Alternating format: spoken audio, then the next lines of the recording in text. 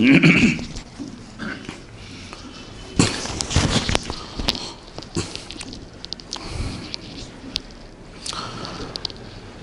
شریف پڑھیں۔ اللہم صلی علی سیدنا محمد وعلی آل سیدنا محمد واصحاب سیدنا محمد وبارک وسلم علیہم۔ اللہم صلی علی سیدنا محمد وعلی آل سیدنا محمد واصحاب سیدنا محمد وبارک وسلم علیہم۔ اللہم صلی علی سیدنا محمد وعلی آل سیدنا محمد واصحاب سیدنا محمد وبارک وسلم علیہم۔ اللہم صلی علی سیدنا محمد وعلی آل سیدنا محمد واصحاب سیدنا محمد وبارک وسلم علیہم۔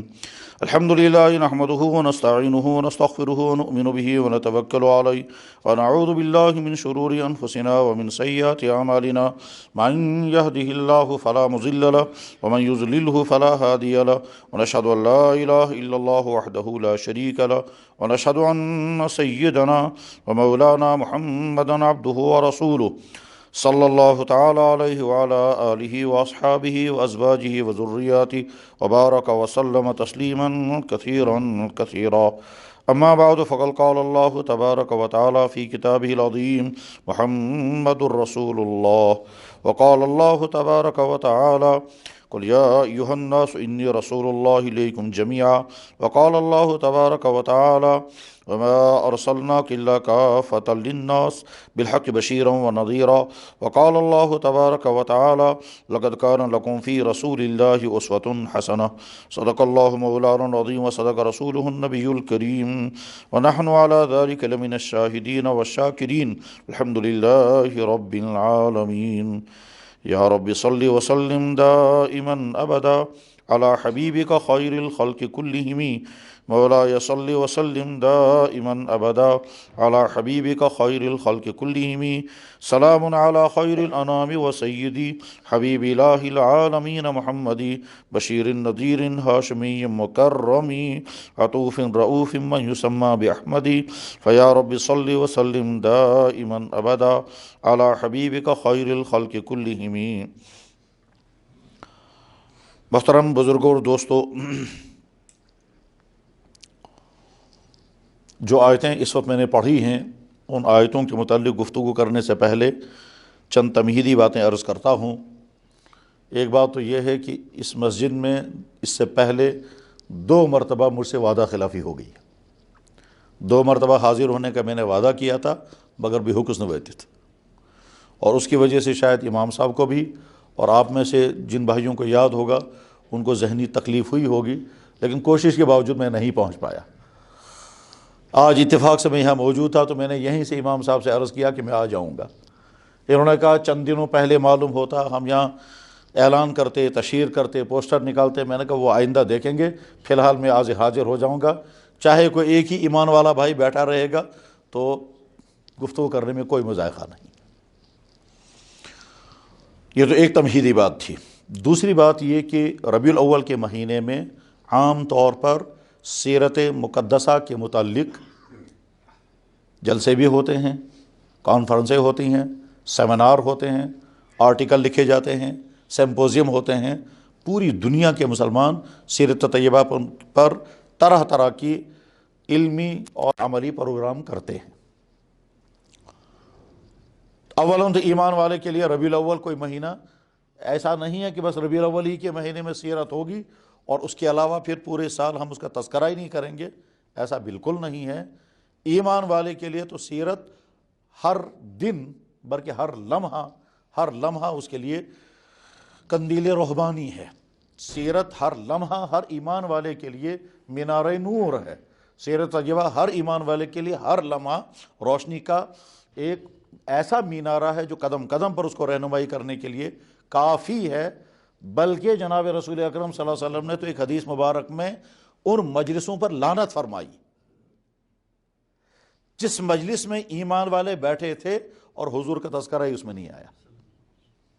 یعنی گویا حضور یہ کہنا چاہتے ہیں کہ تمہارا کون سا ٹاپک ہوگا جس ٹاپک پر تم بات کرتے رہے اور میرا اس میں ریفرنس نہیں آیا۔ گویا یہ ممکن ہی نہ کہ ایمان والے کسی بھی ٹاپک پر بات کریں، چاہے وہ خالص دنیاوی ٹاپک کیوں نہ ہو، اور حضور کے ریفرنس بیچ میں نہ آئے، اس کا سوال ہی نہیں پیدا ہوتا۔ لازماً آنا چاہیے، اور اگر نہیں آ رہا ہے تو اس کے دو وجہ ہوں گی، یا علم کی کمی ہے، اسے پتہ ہی نہیں ہے کہ جس ٹاپک پر ہم بات کر رہے ہیں اس ٹاپک کے بارے میں ہمارے نبی کا ریفرنس اس میں بیچ میں کہاں آ سکتا ہے، یا تو علم کی کمی ہے، اور یا پھر علم کی کمی نہیں ہے، مزاج کی کمی ہے کہ ہمیں سیرت سے رہنمائی لینے کا مزاج ہی نہیں ہے۔ اس لیے جب مزاج ہی نہیں ہے تو پتہ بھی نہیں چلتا کہ جس ٹاپک پر ہم بات کر رہے ہیں اس ٹاپک کے متعلق ہمارے نبی کی رہنمائی کیسے مل جائے گی۔ اور جب سیرت یاد بھی ہوتی ہے اور اس سے رہنمائی لینے کا ارادہ بھی ہوتا ہے تو ہر موضوع کے متعلق جناب رسول اکرم صلی اللہ علیہ وسلم کا یا تو علمی ارشاد سامنے آئے گا اور یا پھر عملی رہنمائی سامنے آئے گی۔ یہ ہو ہی نہیں سکتا دنیا میں کوئی موضوع ایسا ہو جس موضوع پر ہم بات کریں آپس میں اور اس کے بعد پھر حضور اس بارے میں ہم کو کہیں بطور ریفرنس کے مل نہیں پا رہے ہوں یا ہم ان سے کوئی رہنمائی نہیں لے پا رہے ہوں، ایسا ہو ہی نہیں سکتا۔ یہ بہت بڑے جو محقق گزرے ہیں چند، ان میں سے ایک کا نام تھا علامہ ابن تیمیہ رحمہ اللہ تعالی۔ وہ بہت بڑے مصنف تھے اور بڑی خوبیوں کے مالک تھے۔ اسلامی تاریخ میں جن چند شخصیات پر ناز کیا جاتا ہے ان میں علامہ ابن تیمیہ بھی ہیں۔ بہت بڑے بڑے لوگ ان کے شاگرد رہے ہیں، علامہ ابن کثیر، علامہ ابن قیم، علامہ ابن رجب، یہ بڑے لوگ ہیں اور ان کے شاگرد تھے، اور ہر میدان کا وہ امام تھا علامہ ابن تیمیہ رحمہ اللہ تعالی۔ انہوں نے ایک مرتبہ سیرت پر گفتگو کرتے ہوئے کہا، ایمان مسلمانوں کا کوئی انفرادی اور اجتماعی مسئلہ ایسا ہو ہی نہیں سکتا جس کے بارے میں ہمارے نبی کی طرف سے رہنمائی نہ مل جائے۔ کمی اگر ہوگی تو تمہاری تلاش کی کمی ہوگی، تم کو پتہ ہی نہیں چل رہا ہوگا، ورنہ تمہارے ہر معاملے کے بارے میں ہمارے نبی مکمل رہنمائی کے لیے کافی ہیں۔ اور اگر ایسا نہ ہوتا تو اللہ تعالیٰ شانہ کیوں فرماتے تمہارے لیے محمد رسول اللہ بہترین نمونہ ہے۔ تو اس لیے ہر ایمان والے کے تو ہمیشہ سیرت سیرت ہی ہے، اور اس کے لیے نہ کوئی دن کی تخصیص ہے نہ کوئی مہینے کی۔ مگر اب چونکہ امت مسلمانوں کا مزاج بن گیا کہ صاحب ربیع الاول کے مہینے میں ہی سنیں گے بھی اور سنائیں گے بھی، تو ہم بھی اس طرح کا فائدہ اٹھا کر کے، ورنہ آج کے مسلمان کو تو سننے کی بھی اب فرصت نہیں ہے، بلکہ اس سے آگے بڑھ کر کے اب تو بہت سارے مسلمان نفرت کرتے ہیں۔ بے شمار مسلمانوں کا حال یہ ہے کہ اگر ان کو انگریز سکالروں کے ریفرنس سے آئیں گے تو بڑے شوق سے سنیں گے، اور یورپین سکالروں کے ریفرنس سے آئیں گے تو بڑے مزے کے ساتھ سنیں گے، اور اگر حضور کی کوئی بات آئے گی تو ان کا موڈ ہی خراب ہو جاتا ہے۔ اس طرح کے پروگرام ہم دیکھتے بھی رہتے ہیں، ایسے لوگوں سے ملتے بھی رہتے ہیں، ان کے چہرے بتا دیتے ہیں کہ یہ کیا سننا چاہتے ہیں اور کون سی چیز سے ان کا موڈ خراب ہو رہا ہے۔ مجھے حالانکہ ٹاپک نہیں تھا لیکن مجھے یاد آ گیا بیچ میں تو عرض کرتا ہوں۔ ہم ایک دفعہ ایک سیمینار میں تھے، اور سیمینار تھا اسلامی بینکنگ پر، کہ آج کے زمانے میں اسلامی بینکنگ کیسے ممکن ہے اور انٹرسٹ کے بغیر کیسے وہ چل سکتی ہے، اس پر سیمینار ہے اور انٹرنیشنل سیمینار ہے۔ اس سیمینار میں عراق کے ایک بہت بڑے سکالر بھی آئے تھے، جن کے بارے میں کہا جاتا تھا کہ یہ اسلامی بینکنگ اور اسلامی فائنانسنگ کے چند اتھارٹیوں میں سے ہیں اس وقت ورلڈ میں۔ آج نہیں معلوم ہے وہ زندہ ہیں یا ان کی وفات ہو گئی ہے۔ اس وقت ہم لوگوں نے بھی ان سے ملاقات کی۔ اس کا نام تھا ڈاکٹر محی الدین قرہ داغی۔ ڈاکٹر محی الدین قرہ داغی شخص کا نام ہے، یہ اس کے سیمینار میں تھے۔ اسلامی بینکنگ کا ایک ٹاپک ہے، اس ٹاپک کو کہتے ہیں تورق۔ وہ تورق میں سمجھا نہیں سکتا عوام کی اس مجلس میں، وہ تو کبھی الگ کسی مجلس میں سمجھا سکتا ہوں یہ تورق کیا چیز ہوتی ہے، لیکن بینکنگ میں تورق ایک کام ہوتا ہے۔ اس کام کے بارے میں یہ ڈیسائیڈ کرنا تھا کہ اسلامی بینکنگ میں تورق کی اجازت ہوگی یا نہیں، اور اگر تورق کیا جائے تو وہ سود تو نہیں بنے گا، سود سے بچ سکیں گے یا نہیں، اس ٹاپک پہ گفتگو ہو رہی تھی۔ بینکنگ چونکہ ہمارا موضوع نہیں، ہم نے بینکنگ پڑھی بھی نہیں، اس لیے ہم پہلے سمجھ بھی نہیں پا رہے تھے کہ صاحب یہ بینکنگ میں تورق ہے کیا چیز۔ سیدھی بات ہے، جو چیز کسی کا سبجیکٹ نہ ہو اس چیز کے سمجھنے میں دیر لگے گی، لیکن بہرحال جب سمجھ میں آ گیا تو ہم لوگ بھی دلچسپی لینے لگے اور غور کرنے لگے۔ اگر اسلامی بینکنگ میں تورق کا سسٹم شروع کیا گیا تو وہ اسلامی بینکنگ رہے گی یا پھر واپس وہی سودی بینکنگ بن جائے گی، اس ٹاپک پر گفتگو چل رہی تھی۔ محی الدین قرہ داغی بھی اس گفتگو پر شامل تھے، تو بہرحال وہ جب اپنی باری پر آئے بات کرنے کے لیے تو اس نے کہا کہ میں آپ لوگوں کو اس بات پر جس پر ٹاپک بحث ہو رہی ہے اس پر بات کرنے سے پہلے میں آپ کو واقعہ سناتا ہوں۔ یہ کہتا ہے کہ ورلڈ اکنامک فورم نے سوئٹزرلینڈ کے اندر اسلامی بینکنگ پر ایک سیمینار کیا تھا اور اس سیمینار میں موجود تھا۔ ورلڈ اکنامک فورم نے سوئٹزرلینڈ کے اندر اسلامی بینکنگ پر سیمینار کیا تھا اور اس سیمینار میں شامل تھا۔ کہتے ہیں وہاں تو کوئی مسلمان نہیں تھا، مسلمانوں کی طرف سے میں تھا اور بھی کسی کا شاید، وہاں باقی تمام بینک کے ماہرین تھے، اکثر ان سے یہودی تھے، اکثر اس میں نصرانی تھے، اکثر اس میں ایتھیسٹ تھے۔ اس پر بحث کہنے لگے یہی ٹاپک تھا وہاں تورک کا۔ تو جب مجھے وہاں کہنے کا موقع ملا تو میں نے ان سے کہا اس بات چیز پر پہلے میں آپ کو حدیث سناتا ہوں، جس ٹاپک پر ہمیں بات کرنی ہے اس پر میں پہلے آپ کو حدیث سناتا ہوں۔ تو یہودی سکالر کھڑا ہو گیا، اس نے کہا ون کوسچن، انہوں نے کہا کیا؟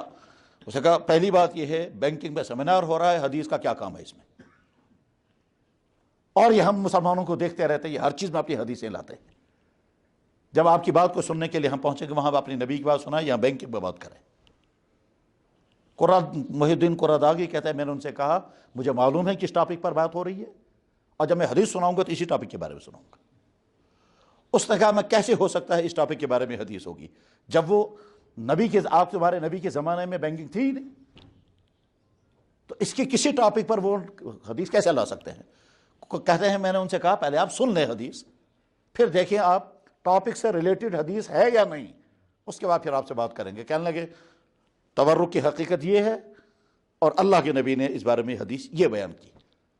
تو جب میں نے حدیث سنائی اور ٹھیک ٹاپک پر وہ فٹ ہو گئی تو یہودی کھڑا ہو گیا اور ڈائس پر آیا، اور ڈائس پر آ کر کہتا ہے مسٹر داغی جب آپ اپنے نبی کا ریسپیکٹ کرتے ہو تو کیا کرتے ہو؟ اس نے کہا جب ہم اپنے نبی کا ریسپیکٹ کرتے ہیں ہم کہتے ہیں اللہم صلی علی محمد۔ یہودی سکالر کہتا ہے تمہارے نبی کی یہ بات سن کر میں بھی ان کا ریسپیکٹ کرتا ہوں، اللہم صلی علی محمد۔ ایمان والے تو سوچتے ہیں اب ہم نبی کی بات نہیں سنیں گے، لیکن جب آج کے کسی بڑے مسئلے پر ہمارا نبی 1400 سال پہلے جو کہہ چکے ہیں وہ جب ان پر فٹ ہو جاتا ہے تو ایمان والوں کا تو ایمان بڑھ جانا چاہیے، اور جو ایمان سے محروم لوگ ہیں ان کے سامنے ایک نئی دنیا آ جاتی ہے کہ جس نبی کے بارے میں ہم سمجھتے تھے وہ کچھ اور ہیں، وہ کچھ اور نہیں، وہ کچھ اور ہیں، وہ جو سمجھاتے ہم نے وہ نہیں ہے، وہ کچھ اور ہیں۔ تو اس لیے آج سیرت کی جتنی زیادہ ضرورت آج کے خود ایمان والوں کو ہے، اور سیرت کی جتنی زیادہ ضرورت آج کی اس دنیا میں ہے جس میں جناب رسول اکرم صلی اللہ علیہ وسلم کی ذات اقدس کے متعلق کتنے ہی غلط چیزیں پھیلائی گئی ہیں اور ان کی ذات اقدس پر کتنا ہی غبار ڈالنے کی کوشش کی گئی تاکہ لوگ ان کی شخصیت، ان کی نورانیت، ان کے کمالات، ان کے اخلاق کو سن کر یا دیکھ کر متاثر ہو کر کہیں اور نہ پہنچ جائے، اور دنیا میں ایسا ہوتا رہا ہے۔ ایک دنیا کے بڑے ادارے نے ایک بڑے سکالر کو اس کام کے لیے پروموٹ کیا تھا کہ تم مستقل سیرت کو پڑھو اور جہاں جہاں اس نبی کی زندگی میں کمزور پوائنٹس ملیں ان کمزور پوائنٹس کو نوٹ کر کے پھر ہم کو ہائی لائٹ کریں گے اور یہ کہیں گے دیکھو مسلمانوں کا نبی کیسا ہے، اور اس کے لیے تمہیں جتنا خرچہ چاہیے وہ خرچہ تمہیں ملتا رہے گا۔ بہرحال اس یہودی سکالر نے سیرت پڑھنی شروع کی، 1 سال کے بعد اس کو بلایا گیا، کام کہاں تک ہوا؟ اس نے کہا بہت کام ہو گیا۔ کہہ لے کہ ہم کچھ دیکھنا چاہتے ہیں، کام کتنا ہوا ہے؟ اس نے کہا بہت اچھا کام دیکھنے کے لیے آنا چاہتے ہیں تو آ جائیں۔ اور اس کے بعد پھر ایک ہوٹل پر ان سے ملاقات کے لیے وہ آئے اور انہوں نے کہا دیکھیے کام جہاں تک پہنچا ہے وہ یہ ہے کہ اب تک میں نے سیرت جتنی پڑھی ہے میں یہ سمجھا ہوں اس سے زیادہ کمپلیٹ انسان دنیا میں کوئی نہیں آیا، اور میں تو تیار ہو رہا ہوں مسلمان ہونے کے لیے، آپ چاہیں تو مسلمان ہو جائیں۔ اس نے کہا ہمارا تو پروجیکٹ ہی تم نے خراب کر دیا، ہم تو جس غرض کے لیے چاہ رہے تھے تم نے ساری غرض ہماری ملیا میٹ کر دی۔ میرے بھائیو، جہاں آپ کی مجلس میں ابھی چند دنوں پہلے امام صاحب نے مجھ سے ملاقات کی اور انہوں نے کہا کہ ہم ربیع الاول کے مہینے میں مسلسل سیرت کا پروگرام کرتے رہیں گے، تو میں نے کہا بہت اچھا ہے، کسی دن مجھے بھی موقع ملا میں بھی حاضر ہو جاؤں گا۔ بس مان لیجئے اسی سلسلے میں آج میری یہ حاضری ہوئی ہے۔ آپ حضرات سیرت کا پروگرام سنتے رہیں گے، ہو سکتا ہے باقی کسی جگہوں پر بھی جا کر کے سیرت کا پروگرام پر بولنے یا سننے کا موقع ملے گا۔ بہت غنیمت ہیں وہ لمحے اور بہت قیمتی ہیں وہ گھڑیاں جن گھڑیوں میں سیرت کا بیان سنا جائے اور سیرت کا بیان بولا جائے، بہت قیمتی وہ لمحے ہیں، مگر اس کے لیے چند باتیں بہت زیادہ ضروری ہیں۔ ایک یہ کہ خود بولنے والے کو اپنی نیت صحیح رکھنا بہت زیادہ ضروری ہے، اور سننے والوں کو اپنی نیت صحیح کرنا ضروری ہے۔ سننے والوں کو، کبھی بولنے والے کو پتہ ہی نہیں ہوتا ہے میری نیت خراب ہے، اور اسے احساس بھی نہیں ہوتا، اور کبھی سننے والے کو پتہ نہیں چلتا ہے میری نیت غلط ہے۔ مثلا ایک شاندار سیرت کا جلسہ ہو رہا ہے، بہت اچھے بولنے والے بلائے گئے ہیں، اور بیٹھ کر جو سننے والے ہیں ان میں سے ایک آدمی سوچتا ہے بوچھ کس کیت کرے بیان، کسن ٹاپک کیت ایسے، کس کی معلومات عجیب ہوں گی، کون زیادہ شور مچائے گا، کون زیادہ جوش دکھائے گا، کون زیادہ جوشیلی تقریر کرے گا، کون عجیب عجیب نقطے بیان کرے گا۔ اب بھائی یہی بیٹھ کر کے وہ سن رہا ہے، وہ دیکھ رہا ہے، پھر بعد میں تبصرے کرتا ہے فلاں کا بیان بہت غضب کا تھا، فلاں کا لیکچر تو بے مثال تھا، فلاں تو کی ہی کر ہاں کی ہی نہ۔ تو جواب یہ ہے کہ یہ ذہن رکھنے والا شخص کبھی سیرت کا بیان سن کر فائدہ نہیں اٹھا سکے گا۔ کیوں؟ یہ تو امتحان لینے بیٹھا۔ تو جب اس ذہنیت کے ساتھ آدمی بیٹھ کر سننے لگتا ہے، وہ خالی کا خالی اٹھ کر چلا جاتا ہے۔ وہ کیا کرے گا بعد میں؟ تو ہے بڑھ کے اصل لطفا فلین کر طوفان ورن کیا دبن ترود نے یاد ورن کیا مگر او استوفا بیان کر فلین زبردست مگر ارود نے یاد ورن کیا۔ تو آپ کیا فائدہ اٹھا سکیں گے اس سے؟ تو اس لیے بیان بولنے والے کو بھی چاہیے اپنی نیت صحیح اور اچھی کرے، اور سننے والوں کو بھی چاہیے اپنی نیت صحیح کرے۔ بولنے والوں کو تو اپنی نیت صحیح کرنا بہت زیادہ مشکل ہے، سننے والوں کو تو آسان ہے، بولنے والے کے لیے بہت مشکل ہے۔ اور یہ بھی ایک بہت بڑا المیہ ہے کہ کبھی کبھی دین کا کام کرنے والے شخص کو اپنی نیت کے غلط ہونے کا اندازہ بھی نہیں ہوتا، اور ہوتی ہے غلط نیت، پتہ بھی نہیں چلتا اسے۔ خاص ہو گیا اس میں زور مسئلہ، اس لیے میں اس ٹاپک کو چھوڑ دیتا ہوں۔ لیکن یہ جو دین کا کام کرنے والا شخص ہے، کبھی اس کی نیت خراب ہوتی ہے اور اسے پتہ بھی نہیں چلتا۔ بس ہم فرض کرتے ہیں ایک امام صاحب دعا، میں مثال دیتا ہوں بس صرف، امام صاحب دعا کرتا خدایا کور مالین سطر، ٹھیک، بہت اچھی دعا ہے۔ اگر اس امام صاحب نے دعا کی اس لیے تاکہ بیٹیوں والے خوش ہو جائیں، امام صاحب ان کا ایسی دعا، یہ رودا دعا، یہ تو دعا رہا ہی نہیں، یہ تو اس نے لوگوں کو خوش کیا ہے، اسے عوام کو خوش کرنے کے لیے یہ دعا کہا، ٹھیک۔ مثلا کسی مجلس میں کوئی صاحب آئے، انہوں نے کہا آپ فلاں طبقے کے لیے کیوں دعا نہیں کرتے ہیں؟ جی بہت اچھا، آپ بھی دعا کروں گا۔ اب میں یہ دعا کروں گا نا فلاں گروپ کے لیے، فلاں طبقے کے لیے، آپ برما والوں کے لیے کیوں دعا نہیں کرتے ہیں؟ ٹھیک ہے، اب میں نے جو برما والوں کے لیے دعا شروع کی، ہو سکتا ہے اس آدمی کو خوش کرنے کے لیے میں نے کی، اور ہو سکتا ہے یہ دعا میں نے کی ہو اللہ، یہ بھی ہو سکتا ہے اور یہ بھی ہو سکتا ہے۔ حتیٰ کہ کبھی کبھی دعا کرتے ہوئے شیطان کا اٹیک آتا ہے، تو اثر پڑھ کر جو دعا کم سے کم یمن آمین کرنے والوں کو اٹھ پاٹو، وہ جو سانڈان یہ جملہ اچھے سے اچھے جملہ ڈھونڈ کر کے پھر ایسی دعا کرتا ہے، جو ہی کسی کے آنسو نکل آئے یہ دن ہاں یہ مجھے کہے گا دعا کرنا ہو مگر اسی دعا کا سیری کرنا میں، یہ جو تعریف سننے کے لیے دعا کرائی گئی ہے کچھ پتہ نہیں اللہ کے ہاں اوپر جائے گی یا نہیں۔ کہا تمہارے آنسوں میں دکھلاوے کے تھے اور تمہاری یہ آہیں بھی کچھ اور تھی۔ خامخواہ نہیں ہے کہ امام بخاری نے اپنی کتاب کی پہلی حدیث لکھی انما الاعمال بالنیات۔ امام بخاری نے جب حدیث کی کتاب لکھی، اور بہت عجیب صورتحال ہے، وہ عام مسلمان عام پڑھے لکھے انسان اس کا اندازہ نہیں کر سکتے کیا ہے کہ امام بخاری غسل کرتے، پھر 2 رکعت نماز پڑھتے، پھر کہتے اب میں لکھوں گا ایک حدیث، پھر ایک حدیث لکھتے تھے، پھر دوسری حدیث پر غور کرتے، تحقیقات کرتے، معلومات کرتے، اور اس کے بعد پھر فیصلہ کرتے اب مجھے وہ حدیث بھی لکھنی ہے، پھر غسل کرتے، پھر 2 رکعت نماز پڑھتے، پھر اس کو لکھتے۔ اس طرح سے 16 سال لگ گئے کتاب لکھنے کے لیے۔ اب اس کا آغاز کرنا ہے تو کہاں سے کریں گے آغاز؟ چیپٹر کون سا شروع کریں گے؟ سارے لوگ چیپٹر شروع کرتے ہیں ایمان، کچھ لوگ چیپٹر شروع کریں گے طہارت، کچھ لوگ چیپٹر شروع کریں گے کچھ اور۔ امام بخاری نے تک چیپٹر شروع کیا وہی کا بیان، ان کا جوڑ۔ سب سے پہلے ایمان سمجھانا چاہیے، یا سب سے پہلے ایمان والے کو وضو سکھانا ہے تاکہ وہ نماز پڑھے، تو وضو، پھر نماز، پھر روزہ، زکوٰۃ، حج، یہی دین کی ترتیب ہے۔ یا ایمان بتائیے پہلے، اللہ پر ایمان، نبی پر ایمان، آخرت پر ایمان، فرشتوں پر ایمان، اس کے بعد پھر اعمال۔ نہ انہوں نے ایمان سمجھایا پہلے، اور نہ انہوں نے نماز، انہوں نے کیا سمجھا؟ وہی کا بیان۔ تو عام طور پر وہاں یہ سوال آتا ہے کہ صاحب نے وحی کے بیان سے کتاب کیوں شروع کی، اس میں کیا خوبی ہے؟ اس کا جواب ڈھونڈنے سے پہلے وحی کا بیان سٹارٹ کیا اور حدیث نقل کی، اعمال کا دار و مدار نیت پر ہے، انما الاعمال بالنیات، تو اس حدیث کو تو تعلق ہی کوئی نہیں ہے وحی سے۔ اولاً پہلا سوال یہ تھا کہ وحی سے سٹارٹ کیوں کر رہے ہیں؟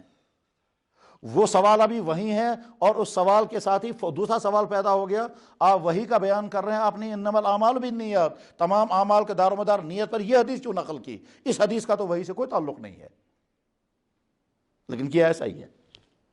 اس کی بہت ساری وجہوں میں سے ایک وجہ یہ ہے کہ صاحب دنیا میں جب بھی کوئی کام آپ کریں گے، آپ یا میں خود اللہ کو راضی کرنے کی نیت سے اخلاص کے ساتھ جب آپ کام کریں گے تو کام کا فائدہ ہوگا۔ اس لیے گویا وہ اپنے آپ کو کہہ رہے ہیں، اپنے آپ کو بخاری، تم جب کتاب لکھ رہے ہو تو اپنی نیت صحیح رکھنا۔ اس کے بعد جو پڑھنے والے ہیں جب کتاب پڑھائیں تو کتاب نیت صحیح رکھنا، پڑھانے والے آئیں گے تو کتاب صحیح رکھنا، شرح کرنے والے آئیں گے تو نیت اپنی صحیح رکھنا، تو اپنی نیت صحیح رکھنا، اس غرض کے لیے حدیث نقل فرمائی انما الاعمال بالنیات۔ اب اس کے بعد پھر وحی کا چیپٹر، وحی کی باتیں شروع کی جو وحی ان کو سمجھانی تھی، تو نیتوں کو صحیح کرنا بہت زیادہ ضروری ہے۔ حضرات گرامی، اب سیرت کے مطیبہ کے متعلق ظاہر ہے تقریباً 1 گھنٹہ یا اس سے کم ہے، اس 1 یا 1.5 گھنٹے کے اندر کیا کیا بیان ہو سکتا ہے۔ تو جب بھی آدمی کو کبھی سیرت پر بولنے کا یا کسی بھی موضوع پر بولنے کا ارادہ ہوتا ہے تو انسان سوچتا ہے کہ میں فلاں موضوع پر کیا کیا چیزیں پیش کروں گا جو میرے لیے مفید ہیں اور سننے والوں کے لیے مفید ہیں۔ تو بہرحال اس وقت جو میرے ذہن میں آیا وہ یہ کہ میں 2 باتیں سیرت کے متعلق عرض کروں گا۔ ایک، حضور کے کمالات، نمبر 2، حضور کا ہم سے مطالبہ کیا ہے۔ کمالات نبوی اور جناب رسول اکرم صلی اللہ علیہ وسلم بحیثیت رول ماڈل، بحیثیت رول ماڈل کس کے لیے؟ کہ سب کے لیے۔ اس میں فرد کی انڈیویجول لائف بھی ہے اور پوری قوم کی بھی، سوسائٹی بھی ہے، پھر سوسائٹی کے ہر طبقے کو بھی۔ تو کمالات نبوی اور محمد الرسول اللہ بحیثیت رول ماڈل، جس کو کہتے ہیں نمونہ، سیرت طیبہ بحیثیت نمونہ، سیرت طیبہ بحیثیت کمالات، سیرت طیبہ بحیثیت اخلاق، سیرت طیبہ بحیثیت عظمت، عظمت نبوی، اور دوسرا چیپٹر اس کا ہوگا کہ آپ علیہ الصلوۃ والسلام انسانوں کے لیے نمونہ کس کس اعتبار سے ہیں۔ بس ان دونوں چیزوں کے متعلق مختصر سے گفتگو کرنی ہے، وقت اگرچہ بہت کم ہے، موضوع بہت پھیلا ہوا ہے، اور بہت پھیلا ہوا کیا ہے؟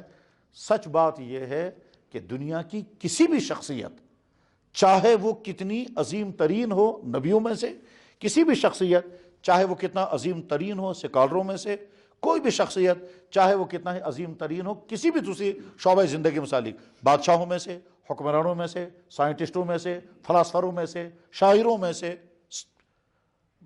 جنرلوں میں سے، نبیوں میں سے، کسی کی شخصیت اتنی مکمل، اتنی خوبیوں والی اور تمام انسانوں کے لیے نمونہ بننے والی نہیں ہے، صرف ایک ہے، وہ ہے محمد رسول اللہ، اور کوئی نہیں۔ ہو سکتا ہے ایک آدمی سوچے کہ بھائی آپ چونکہ ایمان والے ہیں، آپ چونکہ محمد رسول اللہ کو اپنا نبی مانتے ہیں، اس لیے آپ یہ بات کہہ رہے ہیں، آپ کو کہنا ہی چاہیے، آپ کی عقیدت یہ کہلوا رہی ہے، تو مگر صورتحال یہ نہیں ہے، عقیدت نہیں، حقیقت یہی ہے۔ یہ عقیدت کا مسئلہ نہیں ہے، حقیقت یہی ہے۔ اور وہ حقیقت کیسے سمجھ میں آئے گی؟ یہ تب سمجھ میں آئے گی کہ جب کسی بھی شخصیت کو جب ہم سامنے لائیں گے، پھر دیکھیں گے اسی شخصیت میں کون کون سا چیپٹر انکمپلیٹ، کون کون سا چیپٹر وہ ہے کہ جس میں وہ انسانوں کے لیے کوئی نمونہ نہیں بن سکتے۔ اس کے بعد پھر محمد رسول اللہ کی ذات اقدس جب لائیں گے، پھر دیکھیں گے وہاں کوئی بھی چیپٹر ایسا نہیں مل سکتا جس کے بارے میں کہیں گے اس میدان میں ہمارا نبی ہم کو گائیڈ نہیں کر رہا ہے، ایسا نہیں ہو سکتا۔ تب پتہ چلے گا۔ یہی وجہ ہے کہ جتنی سیرت طیبہ پہ کتابیں لکھی گئی، کسی میں بھی نہیں لکھی گئی۔ نبیوں کی تاریخ تو یہ ہے کہ ہندوؤں کا دعویٰ یہ ہے کہ ہمارے وہ جو کرشن اور اوتار کون کون گزرے ہیں، کوئی 5000 سال پہلے، کوئی 1,00,000 سال پہلے، کوئی کہتا ہے 5,00,000 سال پہلے، ٹھیک، ہمیں نہیں معلوم کتنا عرصہ کون کتنا پہلے گزرا ہے۔ ہم جن نبیوں کو اتھینٹک طور پر مانتے ہیں اور جانتے ہیں وہ ہیں حضرت ابراہیم علیہ الصلوۃ والسلام، 4000 سے لے کر کے 6000 سال پہلے گزرے ہیں۔ حضرت موسیٰ علیہ الصلوۃ والسلام تقریباً 3 یا 3,500 سال پہلے گزرے ہیں، اور حضرت عیسیٰ علیہ الصلوۃ والسلام، عیسوی تاریخ ہمارے سامنے ہے، 2000 سال پہلے گزرے ہیں، ٹھیک۔ ان عظیم الشان نبیوں کی سیرت پر اتنا نہیں لکھا گیا جتنا اس ذات اقدس کی سیرت پر لکھا گیا جو ذات آج سے 1,500 سال پہلے یعنی سب سے آخر میں. تو سب سے کم وقت حضور کا اس دنیا میں اب تک گزرا ہے، سب سے زیادہ سیرت انہی پہ لکھی گئی اور کسی پر نہیں. عیسائی حضرت عیسیٰ علیہ السلام پر اتنا نہیں لکھ سکے، یہودی حضرت موسیٰ علیہ السلام پر اتنا نہیں لکھ سکے، اور بدھسٹ اپنے مہاتما بدھ پر اتنا نہیں لکھ سکے، لکھ بھی نہیں سکتے، اور باقی قومیں جو ہیں وہ اپنی کرشنوں پر اور ان اوتاروں پر اتنا نہیں لکھ سکے جتنا محمد رسول اللہ پر لکھا گیا، بولا گیا. اور لکھنے اور بولنے والوں میں صرف ایمان والے ہی نہیں ہیں، وہ لوگ بھی بہت ہیں جو حضور کو اب نبی بھی ماننے کو تیار نہیں. جتنی شاعری حضور پر کی گئی کسی پر نہیں کی گئی، اور شاعری کرنے والوں میں غیر مسلم بھی ہیں. بہرحال تو کمالات نبوت کے چند پہلو میں دکھاتا ہوں، اور اس کے بعد پھر حضور ہمارے لیے نمونہ کیسے ہیں اور زندگی کے کس کس شعبے میں کیسے نمونہ ہیں، بس اس کے چند جھلکیاں دیکھیں گے. میرے بھائیو، دنیا میں سب سے اہم ترین کمال اور انسان کے لیے سب سے مشکل ترین معاملہ اخلاق کا ہے. شریف سے شریف انسان بھی کسی نہ کسی جگہ پر شرافت سے باہر نکل آتا ہے. نرم مزاج سے نرم مزاج انسان بھی کسی نہ کسی وقت پر اتنا گرم ہو جاتا ہے کہ ان کنٹرول ہو جاتا ہے. کتنا ہی کوئی معاف کرنے کا مزاج رکھنے والا ہو، وہ بھی نہ کسی نے وقت آ کر کے انتقام کر کھڑا ہو جاتا ہے. اس میں تو محمد الرسول اللہ کا مقابلہ اس انسانی دھرتی میں کوئی نہیں کر سکتا، اس انسانی تاریخ میں کوئی نہیں کر سکے گا. کہ جس طرح سے آپ نرم مزاجی، دشمنوں کو معاف کرنا، جہاں انتقام لینے کے تمام سورسز جمع ہو جائیں اور پھر بھی انتقام نہ لیں اور معاف کر دیں، انسانی تاریخ میں کوئی محمد رسول اللہ کا کے برابر نہیں ہے. چاہے وہ سکالروں کی دنیا ڈھونڈیں، چاہے وہ نبیوں کی ڈھونڈیاں ہوں، چاہے وہ اوتاروں کی ہوں، چاہے وہ راہبوں کی ہوں، کوئی محمد رسول اللہ کا مقابلہ نہیں کر سکتا. کہ جس وقت معاف کرنے کا مرحلہ آتا ہے، اور وہ مرحلہ کہ جب آپ اپنے خطرناک سے خطرناک دشمن جس نے بہت زیادہ آپ کو تکلیفیں پہنچائی ہوں، اس سے جب آپ جو چاہیں سو سزا دے سکتے ہیں، اس وقت آپ معاف کر کے دکھا دیتے ہیں. اور تمام لوگ حیران ہو جاتے ہیں، حضور کیوں معاف کر رہے ہیں ایسے شخص کو، یہ تو معافی کے قابل نہیں ہے. اس مرحلہ مقام پر آ کر کے جس سطح پر حضور نبی علیہ السلام قائم ہوتے ہیں اخلاق کی، اس کو کہتے ہیں خلق عظیم. اور اس خلق عظیم کے بارے میں آخر میں فیصلہ ہوتا ہے یہ انسانوں کی طاقت سے باہر ہے. ایک شخص نے ہمیں تکلیف پہنچائی، تو پہلا مرحلہ یہ ہے کہ ہم اس سے بدلہ لے لیں. لیکن ہم بدلہ لینے کی پوزیشن میں ہی نہیں ہیں، اس لیے ہم خاموش رہے. یہ جو ہماری خاموشی ہے یہ اخلاق نہیں ہے، یہ تو ہماری کمزوری ہے. لیکن ہم بدلہ لینے کی پوزیشن میں ہیں، مگر ہم نے نہ زبان سے کچھ کہا اور نہ ہاتھ سے کچھ کیا، مگر دل میں رکھا اس نے مجھے تکلیف پہنچائی. تو یہ اخلاق کا سب سے نچلا درجہ ہے. آپ نے کچھ نہیں کیا، حالانکہ آپ بدلہ لے سکتے تھے زبان سے یا ہاتھ سے، مگر آپ نے کچھ نہیں کیا، صرف دل میں چھپا کر کے رکھا. یہ اخلاق کا سب سے نچلا درجہ ہے. اس سے ذرا اوپر درجہ اور ہے، کیا کہ آپ بدلہ لے سکتے تھے مگر آپ نے بدلہ نہیں لیا، اور اپنے دل میں بھی اس کی برائی نہیں رکھی. چلو میں کروں معاف، اگر ایم معافی مانجتے نا تم باوجود کروں میں معاف. یہ اس سے اونچا درجہ ہے. تیسرا درجہ وہ ہے کہ ایک شخص نے بہت تکلیف پہنچائی، ہم نے نہ دل میں اس کی برائی رکھی، نہ زبان سے کچھ کہا، نہ ہاتھ سے کچھ کیا، اور اس کے بعد پھر جب وہ بدلہ لینے، جب ہم اس مرحلے پر آئے کہ آج ہم اس کو بدلہ لے سکتے ہیں، تو ہم نے بدلہ ہی نہیں لیا بلکہ ہم نے اس پر احسان کیا، اور یہیں سے معاف کرتے ہوئے کہا کہ جس وقت تم نے وہ ظلم کیا ہے میں نے اسی وقت یہ معاف کر دیا تھا، آج تمہاری معافی مانگنے کی مجھے ضرورت نہیں ہے. اس مقام پر پہنچنا یہ کسی انسان کی بس میں نہیں ہے. اب دیکھیں، جناب رسول اکرم صلی اللہ علیہ وسلم مدینہ شریف میں ہیں، ان کی صاحبزادی کا نام ہے زینب رضی اللہ تعالیٰ عنہ، یہ مکہ شریف میں ہے. زینب کے خاوند کا نام ہے ابو العاص، یہ اس وقت تک غیر مسلم تھے، آگے چل کر یہ مسلمان بنے. حضرت زینب نے اپنے شوہر ابو العاص سے یہ کہا کہ میں اپنے والد کے پاس جاؤں گی. عام طور پر ہوتا یہ ہے کہ بیٹیوں کو بڑا شوق ہوتا ہے میکے جانے کا، اور میکے میں اگر موج زندہ ہے تو زیادہ آتا، اور اگر ماں زندہ نہیں ہوتی ہے وہ میکے آتی ہے مگر اس غم کے ساتھ آتی ہے کہ موج چھمنا. ٹھیک، اس سلسلے میں کشمیری بہت آگے ہیں. میں جانتا ہوں باقی سوسائٹیوں کو بھی، باقی سوسائٹیوں میں یہ خوبی اس درجے کی نہیں جس نے کشمیر میں ہے. کشمیریوں کا مزاج تو یہ ہے کوشش ونا نور پھٹ بیبی مز، یہ جملہ بول کر وہ یہ کہتے ہیں کہ اگر بیٹی واپس آئے گی تو ہم دپان یہ کیسا یہ گون کھیی سہ کھیی ژھوٹ کھمو اس پانس. یہ کشمیریوں کا خوبی ہے یہ، اور آپ کشمیری نہیں سمجھ سکتے اس کو کہ یہ کیسی خوبی ہے باقی سماجوں کے مقابلے میں. وہاں تو کہتے ہیں بیٹا ہم نے آپ کی رشتہ کر دیا، واپس مت آنا، تیری جان وہیں نکل جائے، موت ہو جائے، یہیں مگر یہاں نہیں آنا. خیر، تو حضرت زینب رضی اللہ تعالی عنہ اپنے شوہر سے کہتی ہیں کہ میں اپنے والد کے پاس جانا چاہتی ہوں. کہاں؟ مدینہ شریف. ہیں وہ پریگننسی کی حالت میں بے کے صاحب. شوہر نے کہا بہت اچھا، میری طرف سے اجازت ہے، آپ جا سکتی ہو. شوہر شریف الطبع تھا، نرم مزاج تھا، خوبیوں والا تھا، مگر ابھی تک اس نے ایمان قبول نہیں کیا تھا. اس کے خوبیوں کا اعلان خود جناب رسول اکرم صلی اللہ علیہ وسلم نے بھی کیا ہے. اور دلچسپ بات یہ ہے کہ بخاری شریف میں ایک چپٹر ہے صحابہ کی فضیلتوں کا بیان. ابو بکر صدیق کی فضیلت، فلاں فلاں صاحب، تو ہر صحابی کی فضیلتوں کا بیان جو حضور نے فرمایا ان صحابہ کے بارے میں. اس میں ایک چپٹر اسی ابو الاس کے بارے میں ہے. حضور نے فرمایا ابو الاس بہت شریف، امانت دار، جو وعدے اس نے کیے تھے اس نے وعدوں کو پورا کیا. یعنی دوسرے لفظوں میں میری بیٹی کو ستایا نہیں، تکلیف نہ پہنچائی. تو داماد کی تعریف حضور اکرم صلی اللہ علیہ وسلم نے کی اس داماد کی جو اس وقت غیر مسلم تھے، آگے چل کر مسلمان بھی بنے. ابو الاس شریف انسان ہے، اس نے حضور اجازت دے دی، آپ جا سکتی ہو، انتظام میں کر دوں گا. انتظام کیا کرنا تھا؟ ظاہر آج کے زمانے میں گاڑی کا انتظام کرنا ہے. گھر کا ٹرانسپورٹ ہوگا تو گھر کی گاڑی بھیجیں گے، پرائیویٹ لانا ہوگا تو اڈے سے گاڑی منگوائیں گے. اس زمانے کا ٹرانسپورٹ تھا اونٹ، اس زمانے کا ٹرانسپورٹ ہے گھوڑے. تو ظاہر ہے خاتون کو تو گھوڑے پر نہیں بٹھا سکتے، خاص طور پر جب پریگننسی میں ہو تو گھوڑا جب دوڑے گا تو حمل گر جائے گا. اس لیے اس زمانے میں ٹرانسپورٹ اگر ہو سکتا تھا تو آرام دہ ٹرانسپورٹ ہے اونٹ. تو ابو الاس نے اپنی اہلیہ کے لیے اونٹ کا انتظام کر دیا. اونٹ پر ایک کمرہ بچھایا جاتا تھا. اس کمرے کو عربی میں کہتے ہیں رحلن، اردو میں اس کا ترجمہ ہے کجاوا، کاشر سے تھا سونا زانپان. آج خبر چھاسو زانپان آپ کہتے ہیں سو، تو وہ زانپان، وہ ایک مان لیجیے چھوٹا سا ایک کمرہ، اس کمرے میں آدمی بیٹھتا، 2 آدمی بیٹھ سکتے تھے اس میں. تو حضرت زینب کے لیے اونٹ کا انتظام کر دیا گیا. اور حضرت زینب کو مکہ شریف سے روانہ ہونا ہے مدینہ شریف کے لیے. ٹھیک، مکے کے ان تمام لوگوں کو پتہ چل گیا جو جناب رسول اکرم صلی اللہ علیہ وسلم کے سخت ترین دشمن تھے، اور وہ اس دشمنی کی آگ میں 13 سال تک جلتے بھی رہے اور تکلیف بھی پہنچاتے رہے.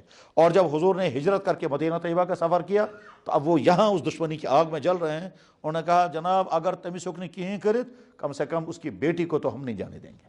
تم سے کورتی دمون گست، یہ انہوں نے پلان بنایا، اس کی بیٹی کو ہم نہیں جانے دیں گے.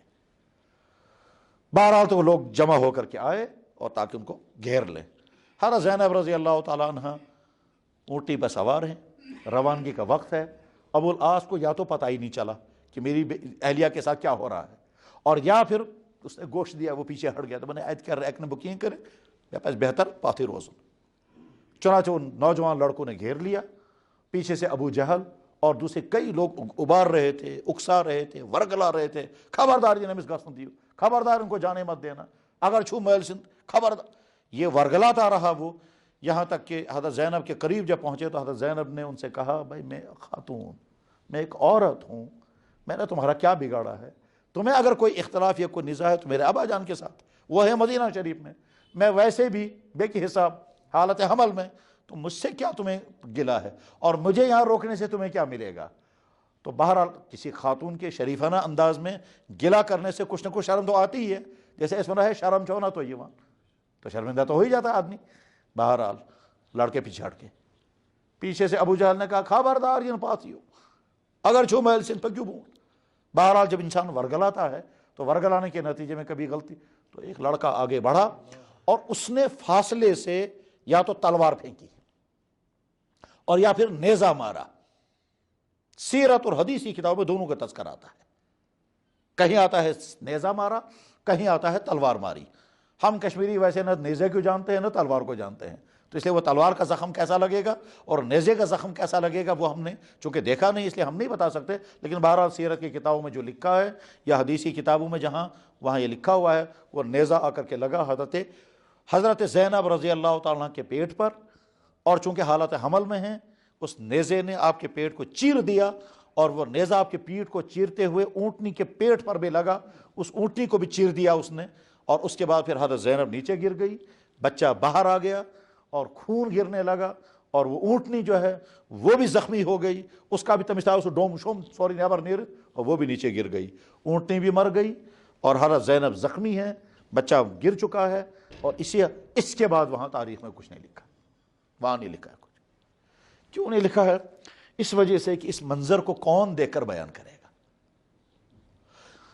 وہاں کوئی صحابی ہوتا تو وہ دیکھتا اور بیان کرتا، بات تو دشمن ہے۔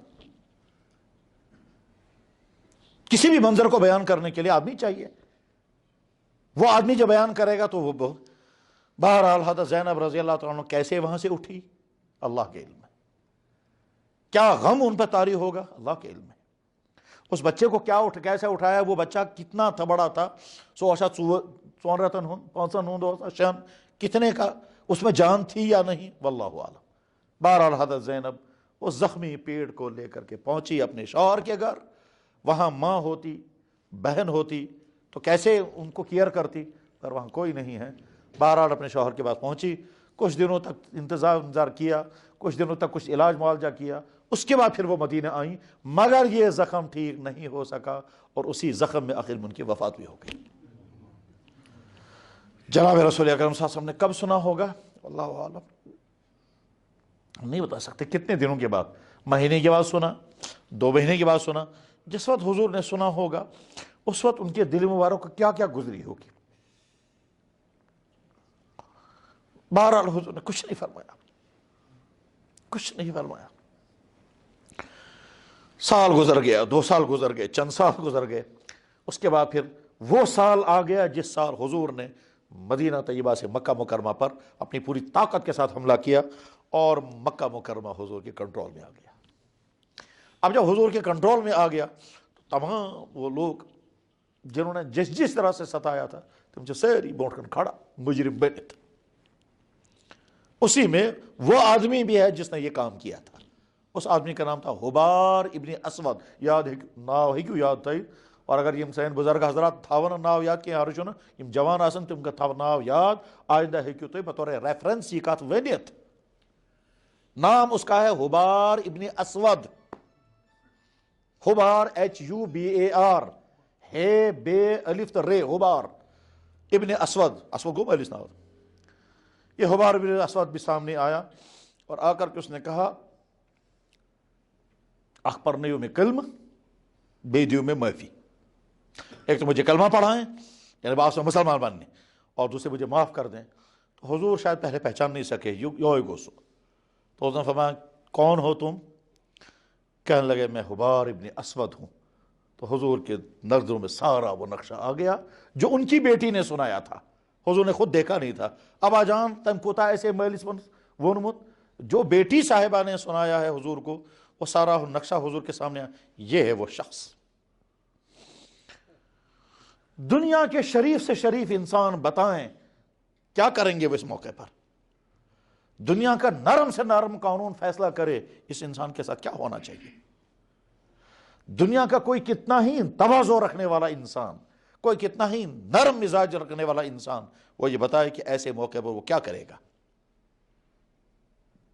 سلام ہو محمد الرسول اللہ پر۔ حضور نے فرمایا حبار میں تو اسی دن تم کو معاف کر چکا ہوں جس دن میں نے سنا۔ کون معاف کرے گا؟ اور اب تو حضور صرف آرڈر نکالنا ہے، تو لیے ہمیں گردن کہاں چن پرسنو بول آرڈر نکلے وہاں۔ مثلا حضور اکرم صلی اللہ علیہ وسلم سے حضور نے پوچھا بھائی اخ نفر چھو نا سو عبداللہ ابن خطل سو کج عبداللہ ابن خطل، تو صحابہ نے عرض کیا حضرت وہ خانہ کعبہ کے پردے پکڑ کر کے اللہ سے کہلا یا اللہ آز گو صبح بچن، یا اللہ آز گو صبح بچن، ٹھیک اس دن عبداللہ ابن خطل سیرت میں خانہ کعبہ کا پردہ پکڑ کر کے کہا تو خدایا آز گس میں حفاظت بانی، آز گو صبح بچن، ٹھیک حضور کو جو ہی کہا گیا فرمایا خانہ کعبہ کے پردے کو پکڑ کر کے اسی حال میں قتل کر دو۔ عبداللہ نے قتل مار دیا گیا۔ جم وز یم فاصلہ ایس گسان اس وقت حضور کہہ سکتے تھے نا اس کو بھی مار دو، یہ جو حبار ابن اسود ہے، پر حضور نے فرمایا میں تم کو اسی دن معاف کر چکا ہوں۔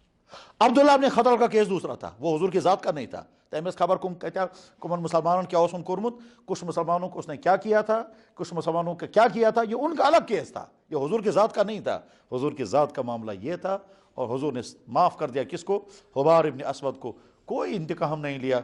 انسانی تاریخ میں بتائے کوئی کہ جب پاور اپنے ہاتھ میں آ چکا ہو اور کچھ بھی کر سکتے ہوں، پھر کیا کر سکتا ہے؟ یہ تو محمد رسول اللہ کی ذات اقدس ہے کہ اس مقام پر آ کر کے، اور آپ نے کہا میں تو اسی دن تم کو معاف کر چکا ہوں.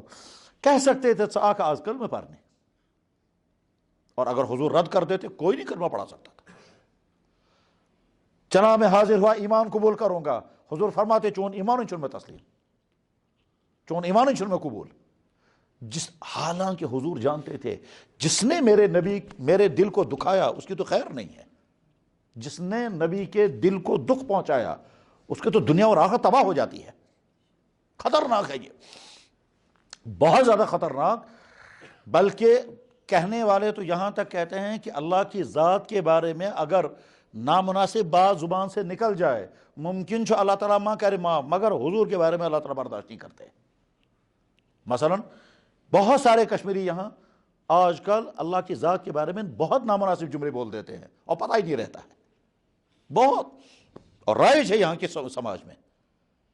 مطلب ایک انسان دوسرے سے کہتا ہے خدا اس پر کھوسون تب نے بسے نکل کھوسان، یہ تو کشمیری بولتے ہیں جملے. تب نے خدا شو وشان تب نے ایسو کہتی وچی یہ برونٹ کن گسد آدھے وچ ہے خدا اس نے شو حاضر گسون تب بوزو تم اگر یہ وات ہو. یہ جملے تو بہت خطرناک ہیں، پر اللہ کی ذات کے بارے میں ہیں. ٹھیک ہے بوش چون خدا کیا کر میں نعوذ باللہ من ذالک.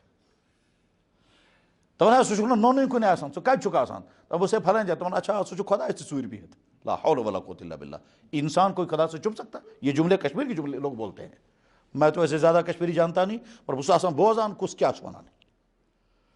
سالاب یہ لا تمہیں خدا سب تجھ متی تامت نعوذ باللہ من ذالک. ایک شخص نے یہی کہا قریب میں شوپورہ میں جب مکان بہنے لگا تب خدا تو روز ان کنٹرول ہی نا سوری ان کنٹرول کو مجھ سے کیا استعفی دیوان. لا حول ولا قوت الا باللہ. یہ مکان پر کھڑے ہو کر ٹھیک کہہ رہا ہے، اس کے بعد پھر تار پکڑ کر کے دوسرے مکان سے آیا. اس آدمی کو میں نے دیکھا تو نہیں ہے، لیکن جس امام صاحب کے محلے میں یہ ہوا اس امام صاحب نے مجھ سے خود کہا. لیکن جناب رسول اکرم صاحب کا معاملہ بہت خطرناک ہے. اس کے بے شمار واقعات ہیں، میں اس ڈیٹیل میں نہیں جانتا. انسانی تاریخ میں حسن اخلاق کے جس اونچے مقام پر محمد الرسول اللہ فائز ہیں کوئی اس کا مقابلہ نہیں کر سکتا. یہ ایک مثال ہے، اور یہ ایک بائی دی وے نہیں ہوا. آپ کا مزاج ہی یہی تھا، آپ کا انداز ہی یہی تھا، آپ کی کیفیت ہی یہی تھی. وقتی طور پر ہم بھی کبھی نرم ہو جائیں گے، گرم سے گرم مزاج، ظالم سے ظالم تو کبھی کبھی وہ بھی نرم ٹھنڈا ہو جاتا ہے. ٹھیک، جو ظالم سے ظالم انسان ہے اس کو بھی کبھی کسی بچے پر ترس آ جاتا ہے. اس کا مطلب یہ نہیں کہ باد اخلاق ہے، وہ ہے با اخلاق جب سب کچھ کر سکتے ہوں اس وقت کسی سے انتقام نہ لے.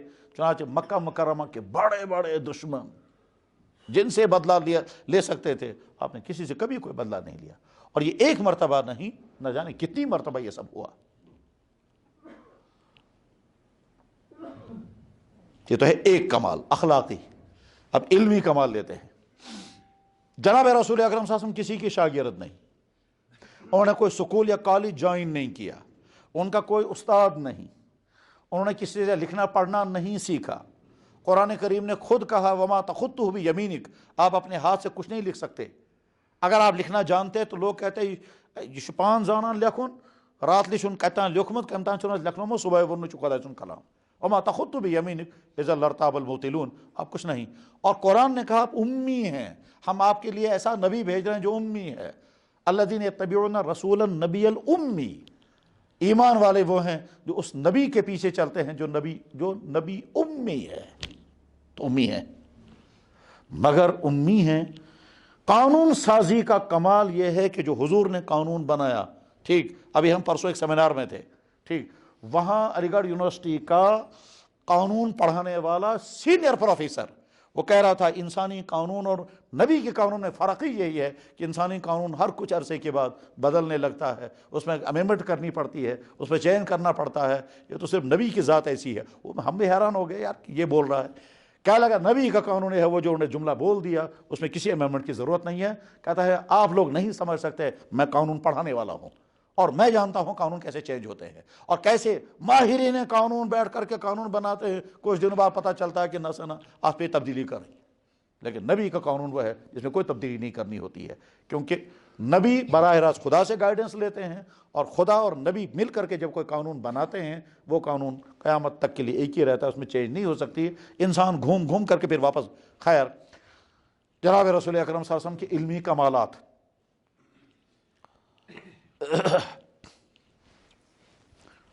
تقریباً پچھلے 150-200 سال سے ڈارون کی تھیوری پڑھائی گئی.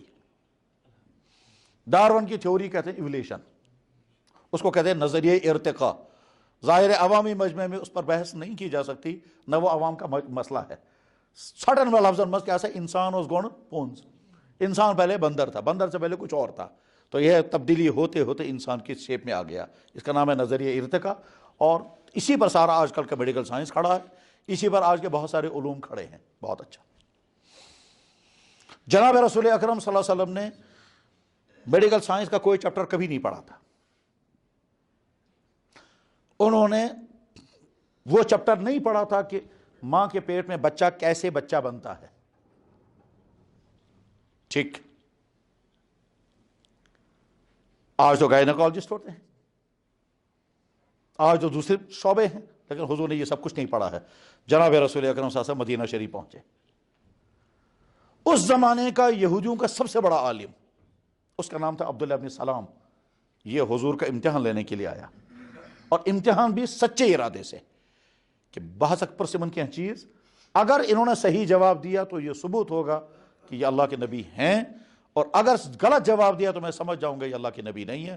تو 3 سوال پوچھنے کے لیے آیا.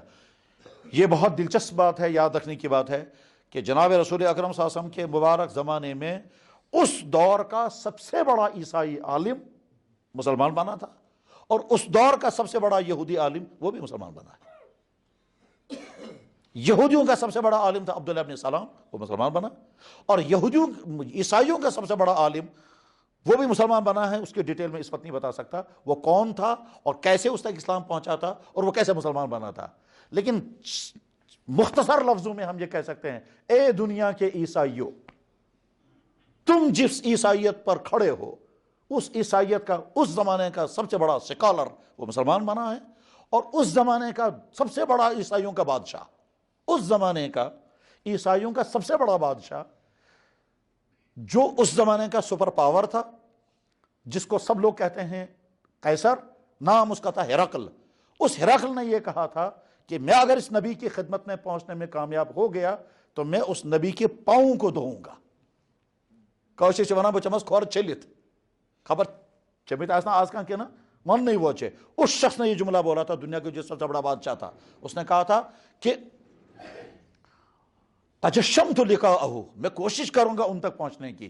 وَلَوْ وَصَلْتُ عِنْدَهُ لَغَسَلْتُ عَنْ قَدَمَيْهِ، اگر وہ تمستام یکس ویتت، اگر میں ان کی خدمت میں پہنچنے میں کامیاب ہو گیا تو میں اس کے پاؤں کو دھوؤں گا. یہ حدیث کا ٹکڑا بخاری شریف کے کتاب الوحی میں لکھا ہوا ہے. یہ بادشاہ کہہ رہا ہے. اس بادشاہ نے حضور کا خط جو اس کے پاس پہنچا تھا اسلام قبول کرو، یہ خط اس زمانے کے عیسائیوں کے سب سے بڑے عالم کے پاس بھیجا.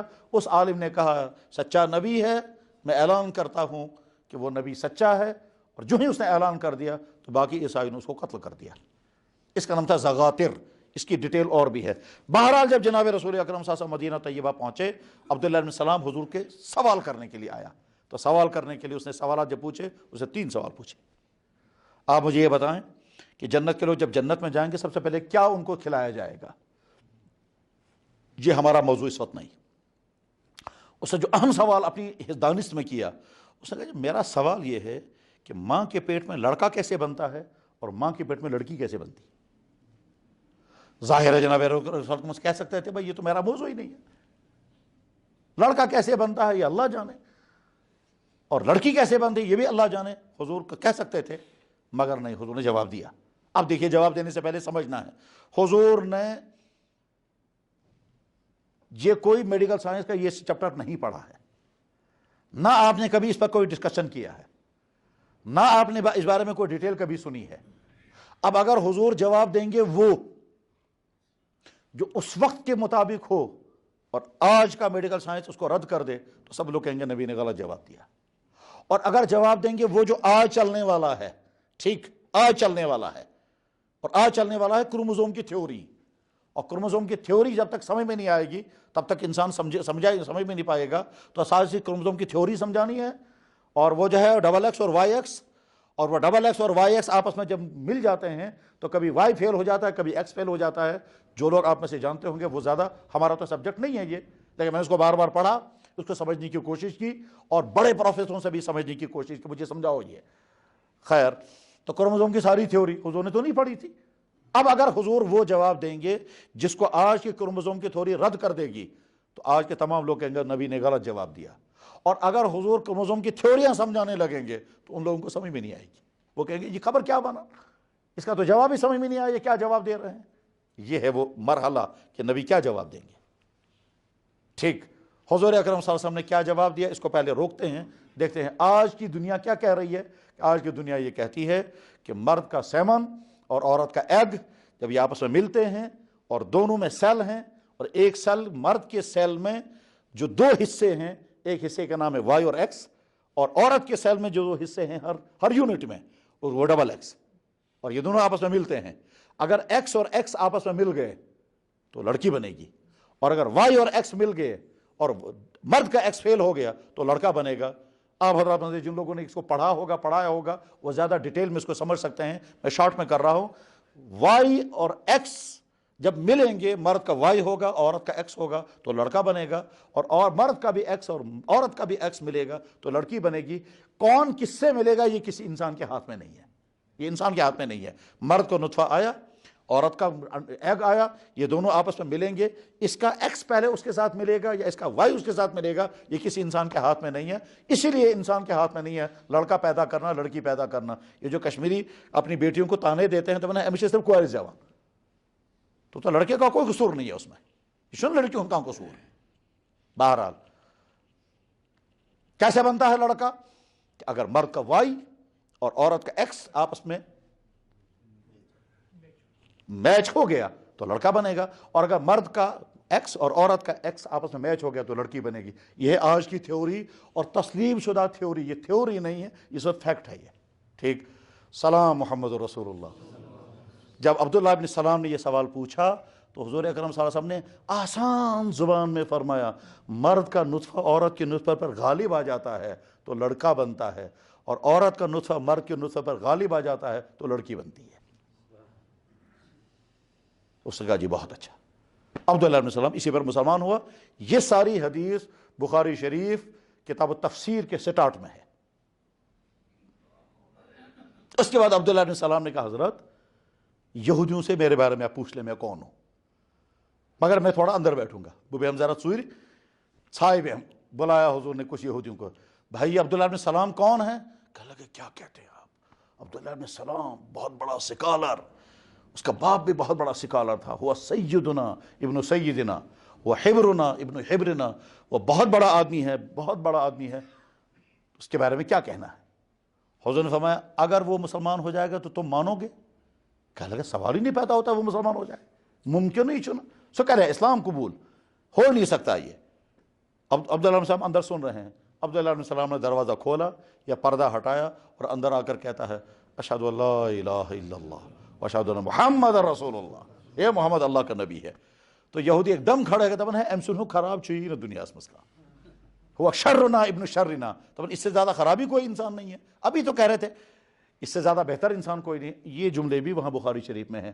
اب مجھے اس سے غرض نہیں ہے، یہ تو میں نے ایک پہلو دکھایا حضور کے کمالات علمی کا کہ حضور وہ جواب دے رہے ہیں جو آج کی سائنس بول رہی ہے، حالانکہ حضور نے کوئی سائنس نہیں پڑھی. یہاں مہاراجہ بازار میں مسجد ہے، پہلے وہ تھی کٹر مسجد، آج ہے وہ مسجد خدا کے نام سے. وہ پرانی مسجد تھی. جب اس کو محلے والوں نے اس کو شہید کیا اور نئی بنانی تھی تو ہم لوگ بھی وہاں حاضر تھے کیونکہ وہاں ان کے آنا جانا رہتا تھا وہاں. تو میں نے ان سے درخواست کی، میں نے کہا اب جب آپ مسجد نہیں بنا رہے ہو تو نام بھی دفنی کر دو، اب نیا نام رکھو، کوئی صحیح سلیقے کا نام.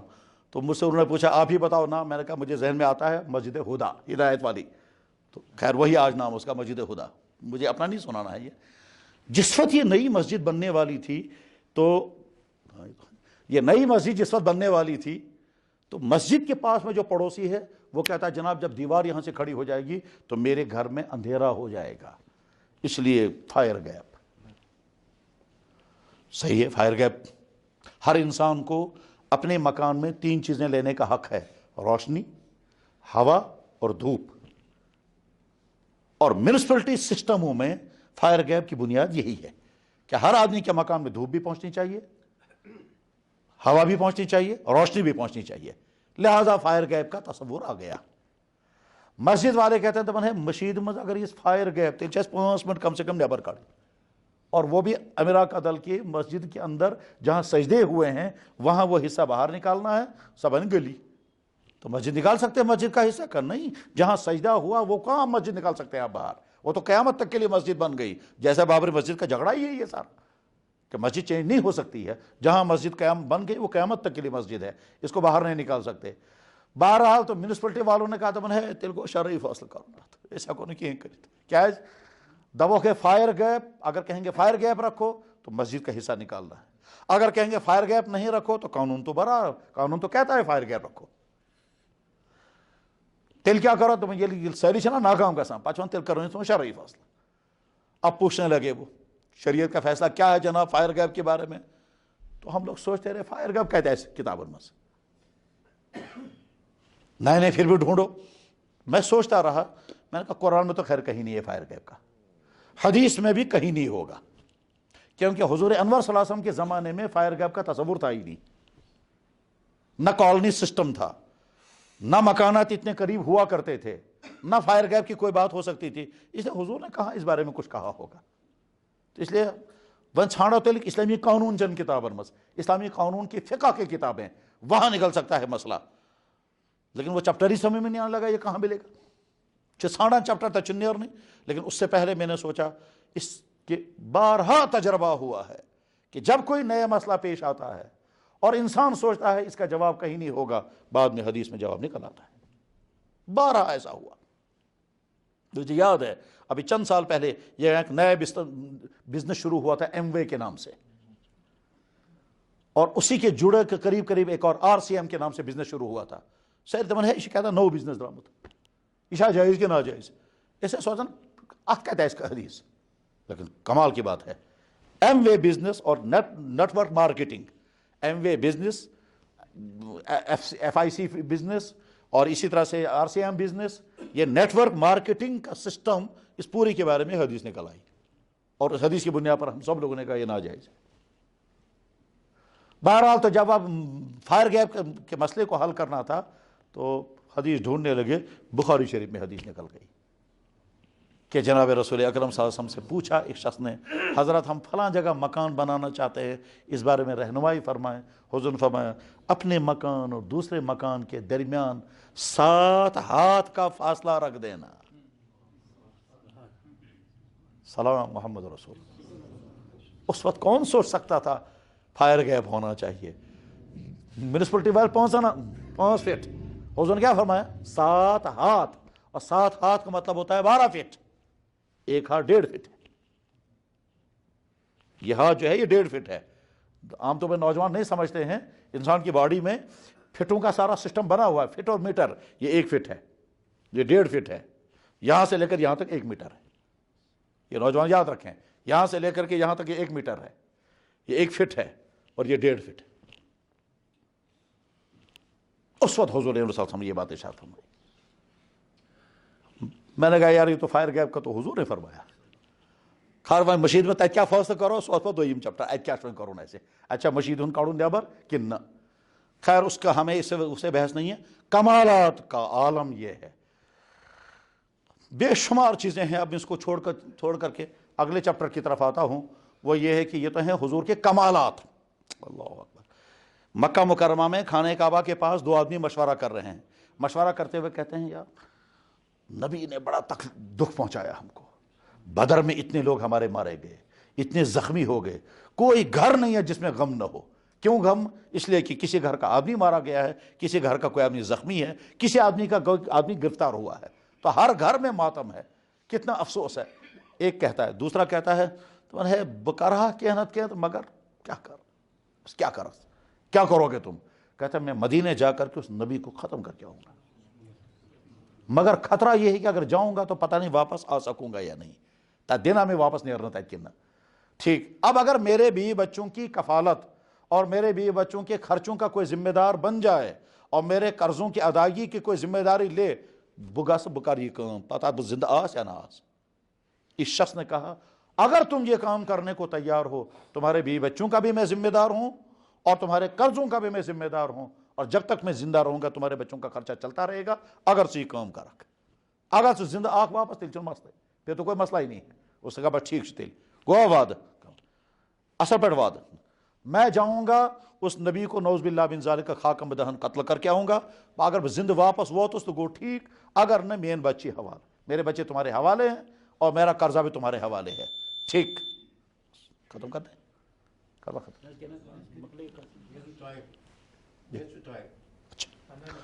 تو کہتے ہیں بھائی ہے اصل وعد تھا اصل بیٹھا۔ یہ دو آدمی جو بات چیت کر رہے ہیں، ایک کا نام ہے صفوان اور دوسرے کا نام ہے عمیر ابن وہب، یہ اس سے کہتا ہے بش ذمہ دار، تمہارے بچوں کو تمہارے قرضوں کو میں ادا کروں گا اگر تم یہ کام کرتے کرتے وہاں تم مر گئے، اور اگر تم زندہ واپس آ گئے تو پھر تمہارے بچے تمہارے حوالے ہیں۔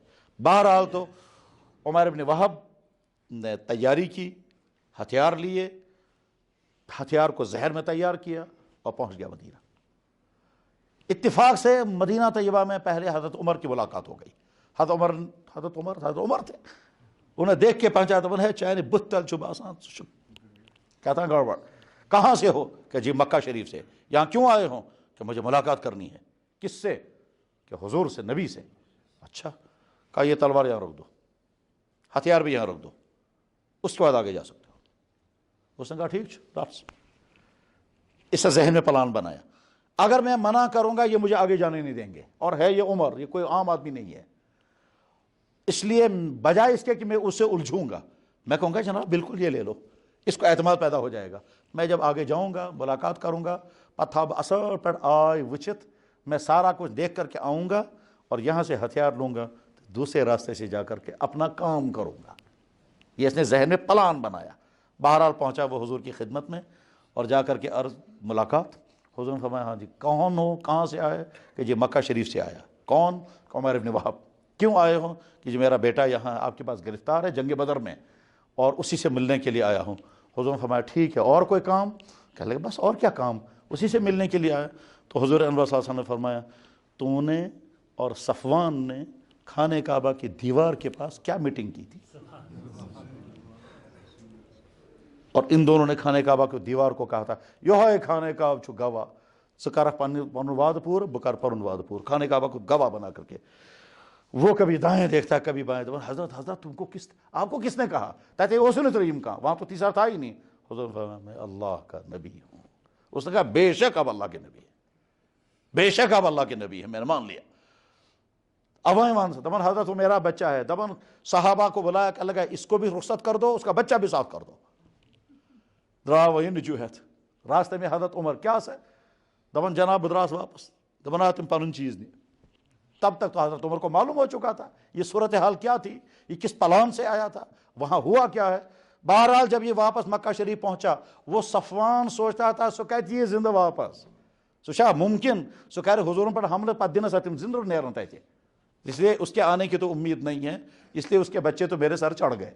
بہرحال تو جب عمیر واپس پہنچا ہے، صفوان سے ملاقات ہوئی، صفوان بہت تعجب کے ساتھ کہتا ہے کیا ہوا؟ کہنے لگا کام ہو گیا۔ اچھا کیا کیا کام ہوا؟ کہنے لگا بس سب کچھ ہو گیا۔ کہنے لگا یار خوشخبری سناؤ۔ خوشخبری یہ ہے کہ وہ سچا نبی ہے، میں مسلمان بن چکا ہوں، تم بھی مسلمان بنو۔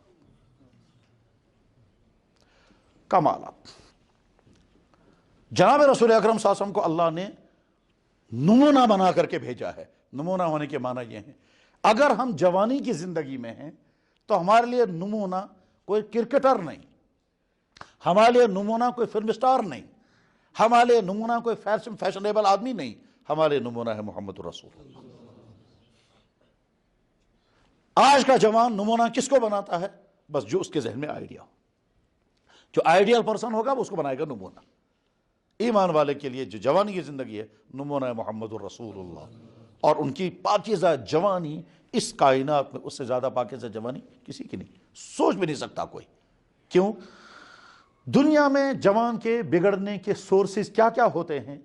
یہ غلط سوسائٹی میں رہے گا, ماحول غلط ہوگا, نگرانی کرنے والا کوئی نہیں ہوگا, سمجھانے والا کوئی نہیں ہوگا, لڑکا بگڑ جائے گا. ٹھیک, حضور کو یہ سارے حالات ہیں. سوسائٹی شرابیوں کی سوسائٹی, مشرکوں کی سوسائٹی, بتوں کو پوجنے والوں کی سوسائٹی, جانوروں کو سجدے کرنے والوں کی سوسائٹی ہے, زناکاروں کی سوسائٹی تھی, ناحق قتل کرنے والوں. وہ کون سی خرابی تھی جو عرب سوسائٹی میں نہیں تھی؟ اس سوسائٹی میں یہ نوجوان ہے. نگرانی ہوتی ہے باپ کی طرف سے, ماں کی طرف سے, بھائی کی طرف سے, بہنوں کی طرف سے, وہ سب ہے ہی نہیں. نہ باپ ہے, نہ ماں ہے, نہ بھائی ہے, نہ بہن ہے, تو گھر سے نگرانی نہیں. باہر کا ماحول ایسا ہے. حضور آزاد, تو جیسے چاہیں وہ کر سکتے تھے. مگر سلام ہو محمد رسول اللہ, آپ کی جوانی میں کہیں کوئی داغ نہیں. بعد کے کافروں نے سارے تانے دیے مگر کوئی نہ کہہ سکا آپ کی جوانی کیسی تھی. کوئی نہ کہہ سکا کہ جناب اشرا پتا سو کیوں سو کر اشرا وشم سوری آ چکا میں نبی بنی. نہیں, کوئی نہیں کہہ سکا. جن لوگوں نے تانے, چھو پاگل, مجنون, دیوانہ, یہ شاعری کرتا ہے اور کیا اس کے پاس ہے, ہر قسم کے تانے, مگر کوئی نہیں کہہ سکا کہ آپ کے کیریکٹر کے اندر یہ لوز نہیں. وہ وہی کہتے تھے اس سے زیادہ امانت دار کوئی نہیں. جو دشمن ہیں وہی کہہ رہے ہیں امسن کو امانت دار جو نکو ھذا الامین رضائنا بقضائہ, امین صادق, اس سے زیادہ سچا کوئی نہیں, اس سے زیادہ امانت دار کوئی نہیں. یہ گم چوانا جو حضور کے دشمن ہیں. دشمنوں نے حضور کے کیریکٹر کی تعریف کی ہے. ٹھیک, یقیناً. تو جوان کے لیے نمونہ کون؟ محمد الرسول. اس لیے اپنی جوانی کو ویسے ہی بناؤ جیسے ان کی جوانی تھی. انہوں نے اپنی آنکھ سے غلطی نہیں ہونے دی, میوزک انہوں نے نہیں سنے. خدا نخواستہ نعوذ باللہ من ذالک, جب ابھی نبی بھی نہیں بنے تھے, ابھی اللہ کی طرف سے کوئی حکم بھی نہیں آیا ہے, اللہ کی طرف سے کوئی حکم نہیں اپنی آنکھوں کی حفاظت کرے, کوئی حکم ابھی نہیں آیا. اس وقت آپ نے اپنی جوانی اتنی پاکیزہ رکھی کہ اس سے زیادہ پاکیزہ جوانی کسی کی نہیں ہو سکتی ہے. بس وہی نمونہ ہمارے لیے. ہمارے نمونہ وہ فلم سٹار نہیں, ہمارے نمونہ تم سر میں پالو لاگنے والے چھن. مطلب فیشن کہاں پہنچا ہے, کیا سر زبردستی پینٹیں پھاڑ کر کے پھر, اور جتنی زیادہ جگہوں پر وہ پھٹی ہوئی ہوگی اتنا زیادہ آدمی سمجھتا ہے میں فارورڈ بن گیا. انسانوں کے ذہن اتنے غلام بن سکتے ہیں کہ جناب آپ ہم کو کہنا چھن میں پالو لگیو اس لاگو تمہیں, اگر چھن میں پالو لاگو نا تیل کے بنے اس بیک پورٹ. اب وہ زیادہ سے زیادہ پاڑ رہے ہیں. ابھی ہم پرسوں بمبئی میں تھے, میں نے کہا یہ ہے وہ مرکز جہاں سے یہ سارے چھن میں پالو, جناب 33 چھن میں پالو شاید کنن تھے. ہم دیکھتے رہے, دیکھو کیا ہو گیا ہے ان لڑکوں کو, جو جتنا زیادہ پھٹا ہوا ہے وہی خرید رہے ہیں. جوانی کی زندگی یہ ہے, آنکھ بند کر کے. اسی لیے حضور نے فرمایا جوانی پاگل پن ہے. اس پاگل پن میں انسان کچھ نہیں دیکھتا میں کیا کر رہا ہوں. الشباب شعبۃ من الجنون, جوانی ہے سچو ایک قسم پاگل پن, یا مجھے پاگل پن سوار گو پچن انسان کی وہ کیا چوز کرا. تو آج کے جوانوں کے لیے نمونہ اگر آپ نے بنایا فلم سٹاروں کو تو وہی بنا دیں گے. شراب پینا, آوارگی, ڈانس, سارے گندے کام وہی سکھاتے ہیں, اور انہیں کو ہم کہتے ہیں یہ آج کے زمانے کے کیا صاحب عظیم الشان کارنامہ دکھانا. ہیرو, وہ ہیرو ہیں. ہیرو تو وہ ہے جس نے کوئی کارنامہ انجام دیا ہو. بہرحال جوانوں کے لیے نمونہ محمد الرسول اللہ. اور آگے چلیں, انسانی سوسائٹی کا ایک اہم ترین طبقہ ہے حکمران. لیکن حکمران کا مطلب یہ نہیں ملک کا جو سب سے بڑا سربراہ ہے صرف وہ نہیں. حکمران کا مطلب ہوتا ہے ایک دفتر کا جو افسر ہے وہ دفتر کا حکمران ہے, ایک مسجد کا جو متولی ہے وہ مسجد کا حکمران ہے, ایک محلے کا جو زٹ ہے وہ محلے کا حکمران ہے, ایک ڈسٹرکٹ کا جو بڑا ہے وہ ڈسٹرکٹ کا حکمران ہے, ایک کورٹ کا جو بڑا ہے وہ کورٹ کا حکمران ہے. ہر شخص کا اپنا حکمرانی کا دائرہ ہے. محمد الرسول اللہ بھی حکمران رہے. آپ جج بھی رہے, آپ کمانڈر بھی رہے, آپ دو کے دماغ صلح کرانے والے بھی ہیں, آپ ملک کے سربراہ بھی ہیں, آپ مصیبت زدہ بھی ہیں, آپ چاروں طرف سے فتوحات ہیں, ساری شکلیں آپ کی زندگی میں. مگر انسانی تاریخ میں محمد الرسول اللہ سے بہترین حکمران کہیں نہیں بن سکتا. حضرت عیسیٰ علیہ السلام اللہ کے نبی تھے, وہ تو حکمران بنے ہی نہیں. حضرت موسیٰ علیہ السلام اللہ کے نبی تھے، وہ تو حکمراں بنے ہی نہیں۔ ایک دفعہ ایک کرسچن مجھے ملا تھا، میں نے کہا صرف نمونہ محمد رسول اللہ ہے، کہنے لگا نہیں حضرت عیسیٰ علیہ السلام بھی ہے۔ میں نے کہا بہت اچھا۔ ایک آدمی شوہر ہے، وہ کہتا ہے مجھے اپنی بیوی کے ساتھ بتائیے کیسے رہنا ہے، حضرت عیسیٰ علیہ السلام نمونہ بن سکتے ہیں؟ کہنے لگا کیوں نہیں بن سکتے؟ میں نے کہا بتائیے، جب ان کی بیوی تھی ہی نہیں تو کیسے نمونہ بنیں گے؟ جو کوئی جواب نہیں دے سکا۔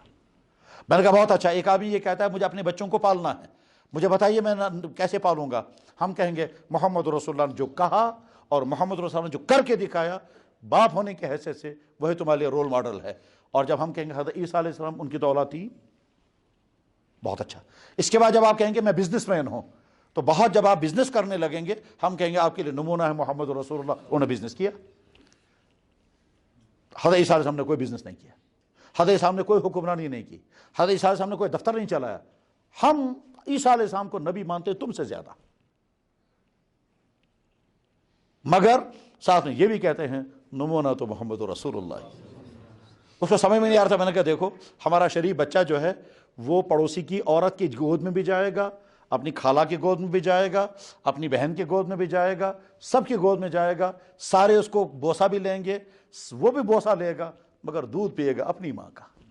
بس ٹھیک اسی طرح سے ہم نبی مانتے ہیں موسیٰ علیہ السلام کو بھی، ہم نبی مانتے ہیں عیسیٰ علیہ السلام کو بھی، اور نبی مانتے ہیں محمد رسول اللہ کو، مگر امتی تو ہم محمد کے ہی، دین تو انہی کا فالو کریں گے، کیونکہ وہی دین مکمل ہے، باقی کوئی نہیں۔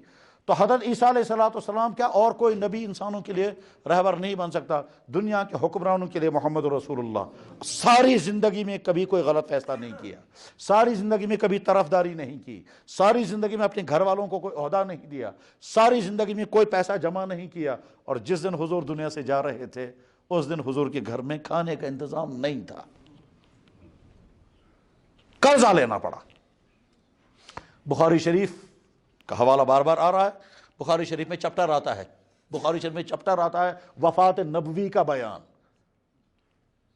وہاں حدیث ہے حضرت عائشہ صدیقہ رضی اللہ تعالیٰ کی، حضرت عائشہ بیان کرتی ہیں کہ جناب رسول اکرم صلی اللہ علیہ وسلم دنیا سے رخصت ہونے والے تھے، ازواج مطہرات کے گھروں میں کھانے کا انتظام نہیں تھا، سربراہ ہیں پورے عرب کے، ہم تو کہیں گے سربراہ عالم، سرور عالم رحمت للعالمین، مگر حکومت تو اس وقت ان کی کہاں سے تھی؟ عراق سے لے کر کے ملک شام کی سرحد تک، تقریباً 10 لاکھ سے لے کر 12 لاکھ مربع میل، 10 لاکھ سے لے کر 12 لاکھ مربع میل تک حضور کی حکومت تھی۔ اور یہ جو جملہ میں بول رہا ہوں یہ سیرت کے ایک بہت بڑے سکالر گزرے ہیں فرانس کے اندر، اس کا نام تھا ڈاکٹر حمید اللہ، وہ اپنے زمانے میں پورے ورلڈ کے چند سیرت کے ماہرین میں سے مانے جاتے تھے، پورے ورلڈ کے۔ ڈاکٹر حمید اللہ، اس نے فرانس لینگویج میں سیرت کی کتاب لکھی ہے، اس سے بہتر سیرت کی کتاب فرانس لینگویج میں کوئی نہیں لکھ سکا۔ اس حمید اللہ صاحب نے فرانس لینگویج میں قرآن کریم میں ترجمہ کیا، 300 ترجموں میں سب سے ٹاپ ترجمہ اسی کا ہے۔ انگریزی میں اتنے ترجمے نہیں ہیں قرآن کے، اردو میں بھی اتنے ترجمے نہیں ہیں جتنے فرانس لینگویج میں ہیں، اور سب سے ٹاپ ترجمہ ہے اس کا حمید اللہ صاحب کا، حالانکہ وہ فرانس لینگویج بولنے والا نہیں تھا، تو سیکھی تھی اس نے۔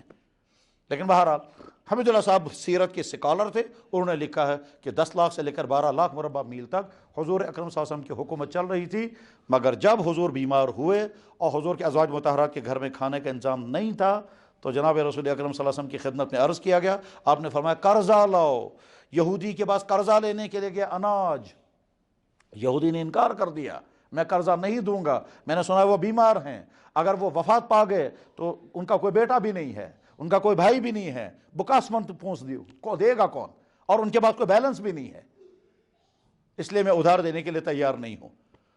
حضور انور صلی اللہ علیہ وسلم نے فرمایا چاہو اس سے کہو میں اپنی کوئی چیز بند رکھوں گا، مارڈیگیج رکھوں گا۔ انہوں نے کہا ہاں ٹھیک ہے۔ تب کیا رکھتے حضور؟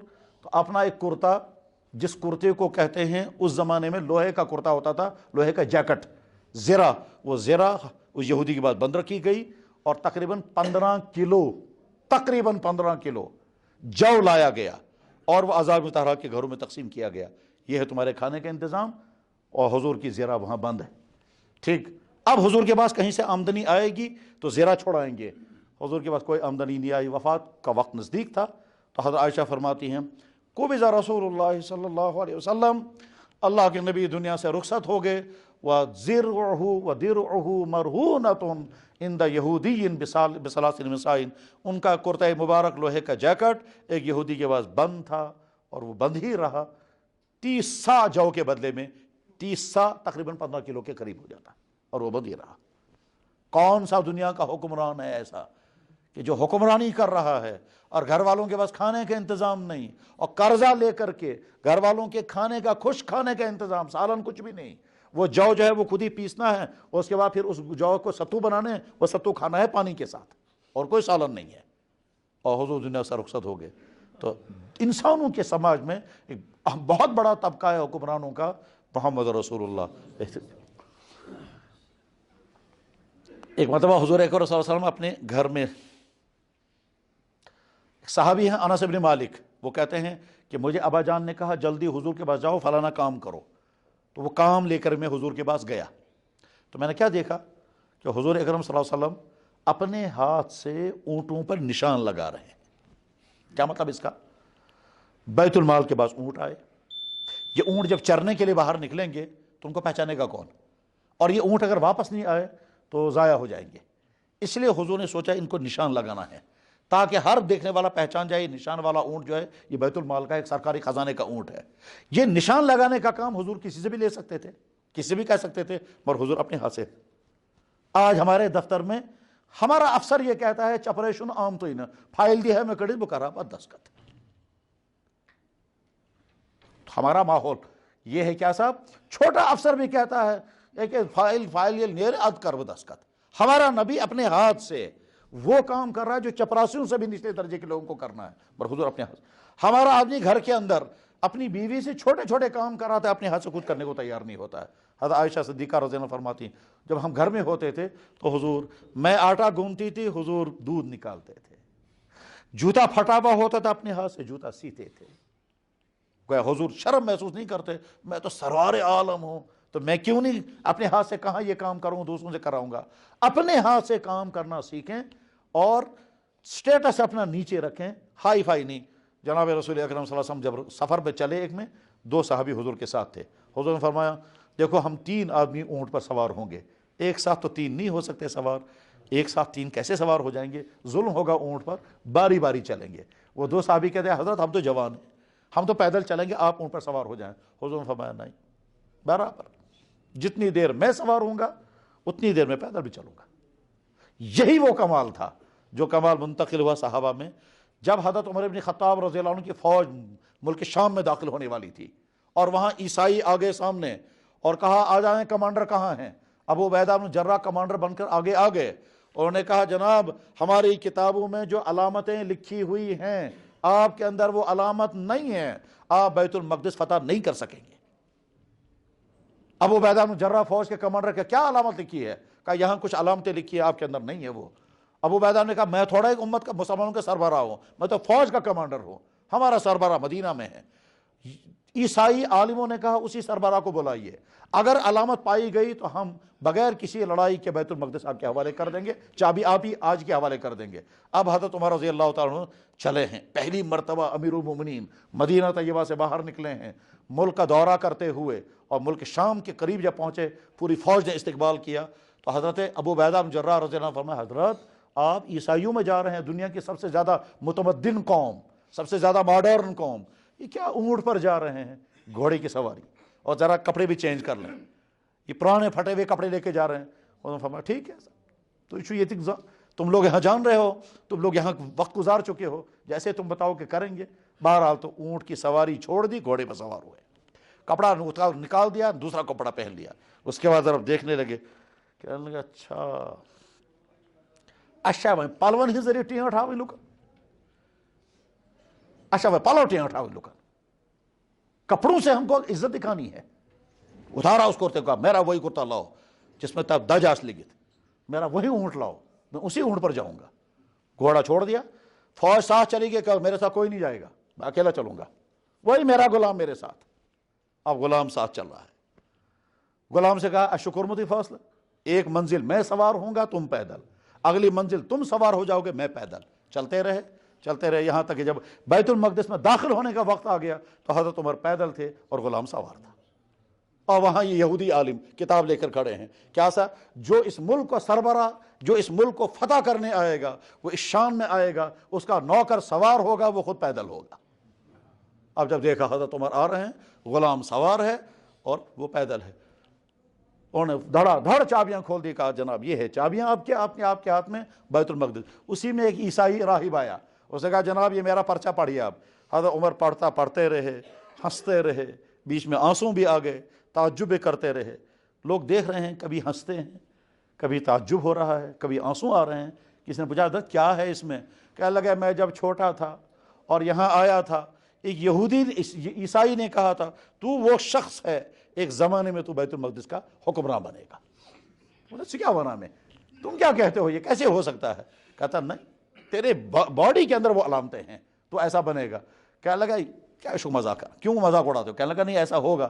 کہنے لگا یہ بتاؤ جس دن تم یہاں حکمراں بنو گے اس دن تم مجھے کیا کہہ دو گے؟ تب یہ کیسا خوش قریب بس ہو رہی تھی نہ کہہ دے بنگو، ورنہ میں کہاں حکمراں بنوں گا؟ ٹھیک، اس نے کہا لکھ کر دے دو۔ حضرت عمر نے کہا کہاں حکمراں بنوں گا میں، چلو میں لکھ کر دیتا ہوں۔ وہ یہی پرچہ لے کر آیا، آپ نے اس دن لکھ کر دیا ہے۔ تو حضرت عمر سوچتے رہے، میں اس زمانے میں کہاں حکمراں کا خواب دیکھ سکتا تھا، یہ تو محمد رسول اللہ کی جوتیوں کا تحفہ ہے۔ وہ نبی بنے، ہم نے ان کو نبی مانا، پھر ان کے ساتھ رہے، پھر حضور دنیا سے رخصت ہو گئے، پھر ابو بکر صدیق کا دور آیا، اور آج میں عمر ہوں اور آدھی دنیا میرے کنٹرول میں ہے، اور یہ عیسائی وہی پرچہ لے کر کے آیا ہے۔ اب میں ہنسوں اس پر یا روؤں اس پر یا تعجب کروں؟ حضرت عمر نے فرمایا یہ گرجا گھر نہ عمر کا ہے نہ عمر کے باپ کا ہے، میں اس پرچے کی بنیاد پر یہ گرجا گھر تمہیں نہیں دے سکتا، یہ تو عیسائی پر پراپرٹی ہے، میری نہیں ہے۔ جناب رسول اکرم صلی اللہ علیہ وسلم کی ذات اقدس کا کارنامہ یہ ہے کہ صحابہ کی ایسی جماعت تیار کی، ایسی جماعت انسانی تاریخ میں کوئی تیار نہیں کر سکا، پوری انسانی تاریخ میں ایسی جماعت، اس سے زیادہ پاک باز، اس سے زیادہ نیک، اس سے زیادہ بہترین حکمرانی کرنے والے لوگ، اور جب پاور اپنے ہاتھ میں آیا تب بھی وہی سیدھے سادے لوگ رہے، ذرا سا بھی کہیں ظلم نہیں ہونے دیا۔ محمد رسول اللہ جوانوں کے لیے بھی نمونہ، حکمرانوں کے لیے بھی نمونہ، مصیبت زدہ لوگوں کے لیے بھی نمونہ۔ مصیبتیں حضور نے کیسی اٹھائی کبھی، اور اگر خدا نہ خواستہ کوئی بیمار ہو جائے، بیماروں کے لیے بھی نمونہ۔ ذہن میں رکھنا چاہیے زندگی میں کبھی نہ کبھی بیماری کا سامنا کرنا ہوگا۔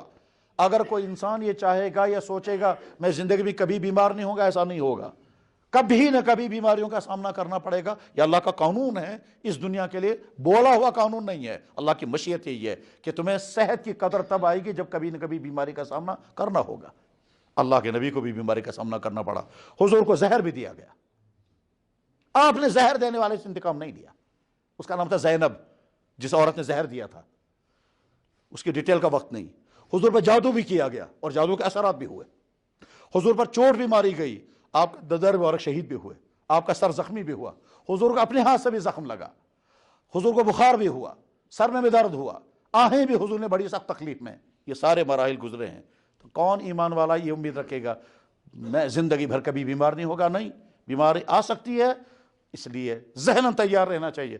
جب کبھی بیماری آئے گی، ایسے جیسے نبی کو بیماری آئی، ہم اس وقت خوش دلی کے ساتھ اس کا مقابلہ کریں گے، ڈائیگنوزنگ، ٹریٹمنٹ، علاج بھی کریں گے، دوائی کھائیں گے، پرہیز کریں گے، مگر اللہ سے شکوہ نہیں کریں گے، خدا میں سمجھوں میں کن گناہ کروں، میں کہہ رہا تھی بیمار سے نہیں۔ ایسا ہو سکتا ہے کہ ایک انسان بہت نیک، کوئی گناہ نہیں، پھر بھی بیماری آ گئی ہے، میں سمجھوں میں کہتا ہے گناہ یہ غالب، گناہ کے میں غالب، اور یہ جملہ جب انسان بولتا ہے اس وقت گناہ چھوڑنے کا ارادہ نہیں ہوتا، اگر کر بھی رہا ہوگا۔ جب یہاں سیلاب آیا تھا، ایک گاؤں میں لوگ لڑکے گئے ریلیف تقسیم کرنے، ٹھیک، ریلیف تقسیم کرنے کے بعد پیشن نمازون ٹائم آتا انہیں تیل پراون پیشن، گاؤں والے کہتے ہیں اس کیا اس پروس پیشن اشن سمجھون اس کم گناہ اس کرمت اس ترون سیلاب، نماز ایک بھی نہیں پڑھتا تو اچھا اشن سمجھون اس کم گناہ اس کرمی تھی۔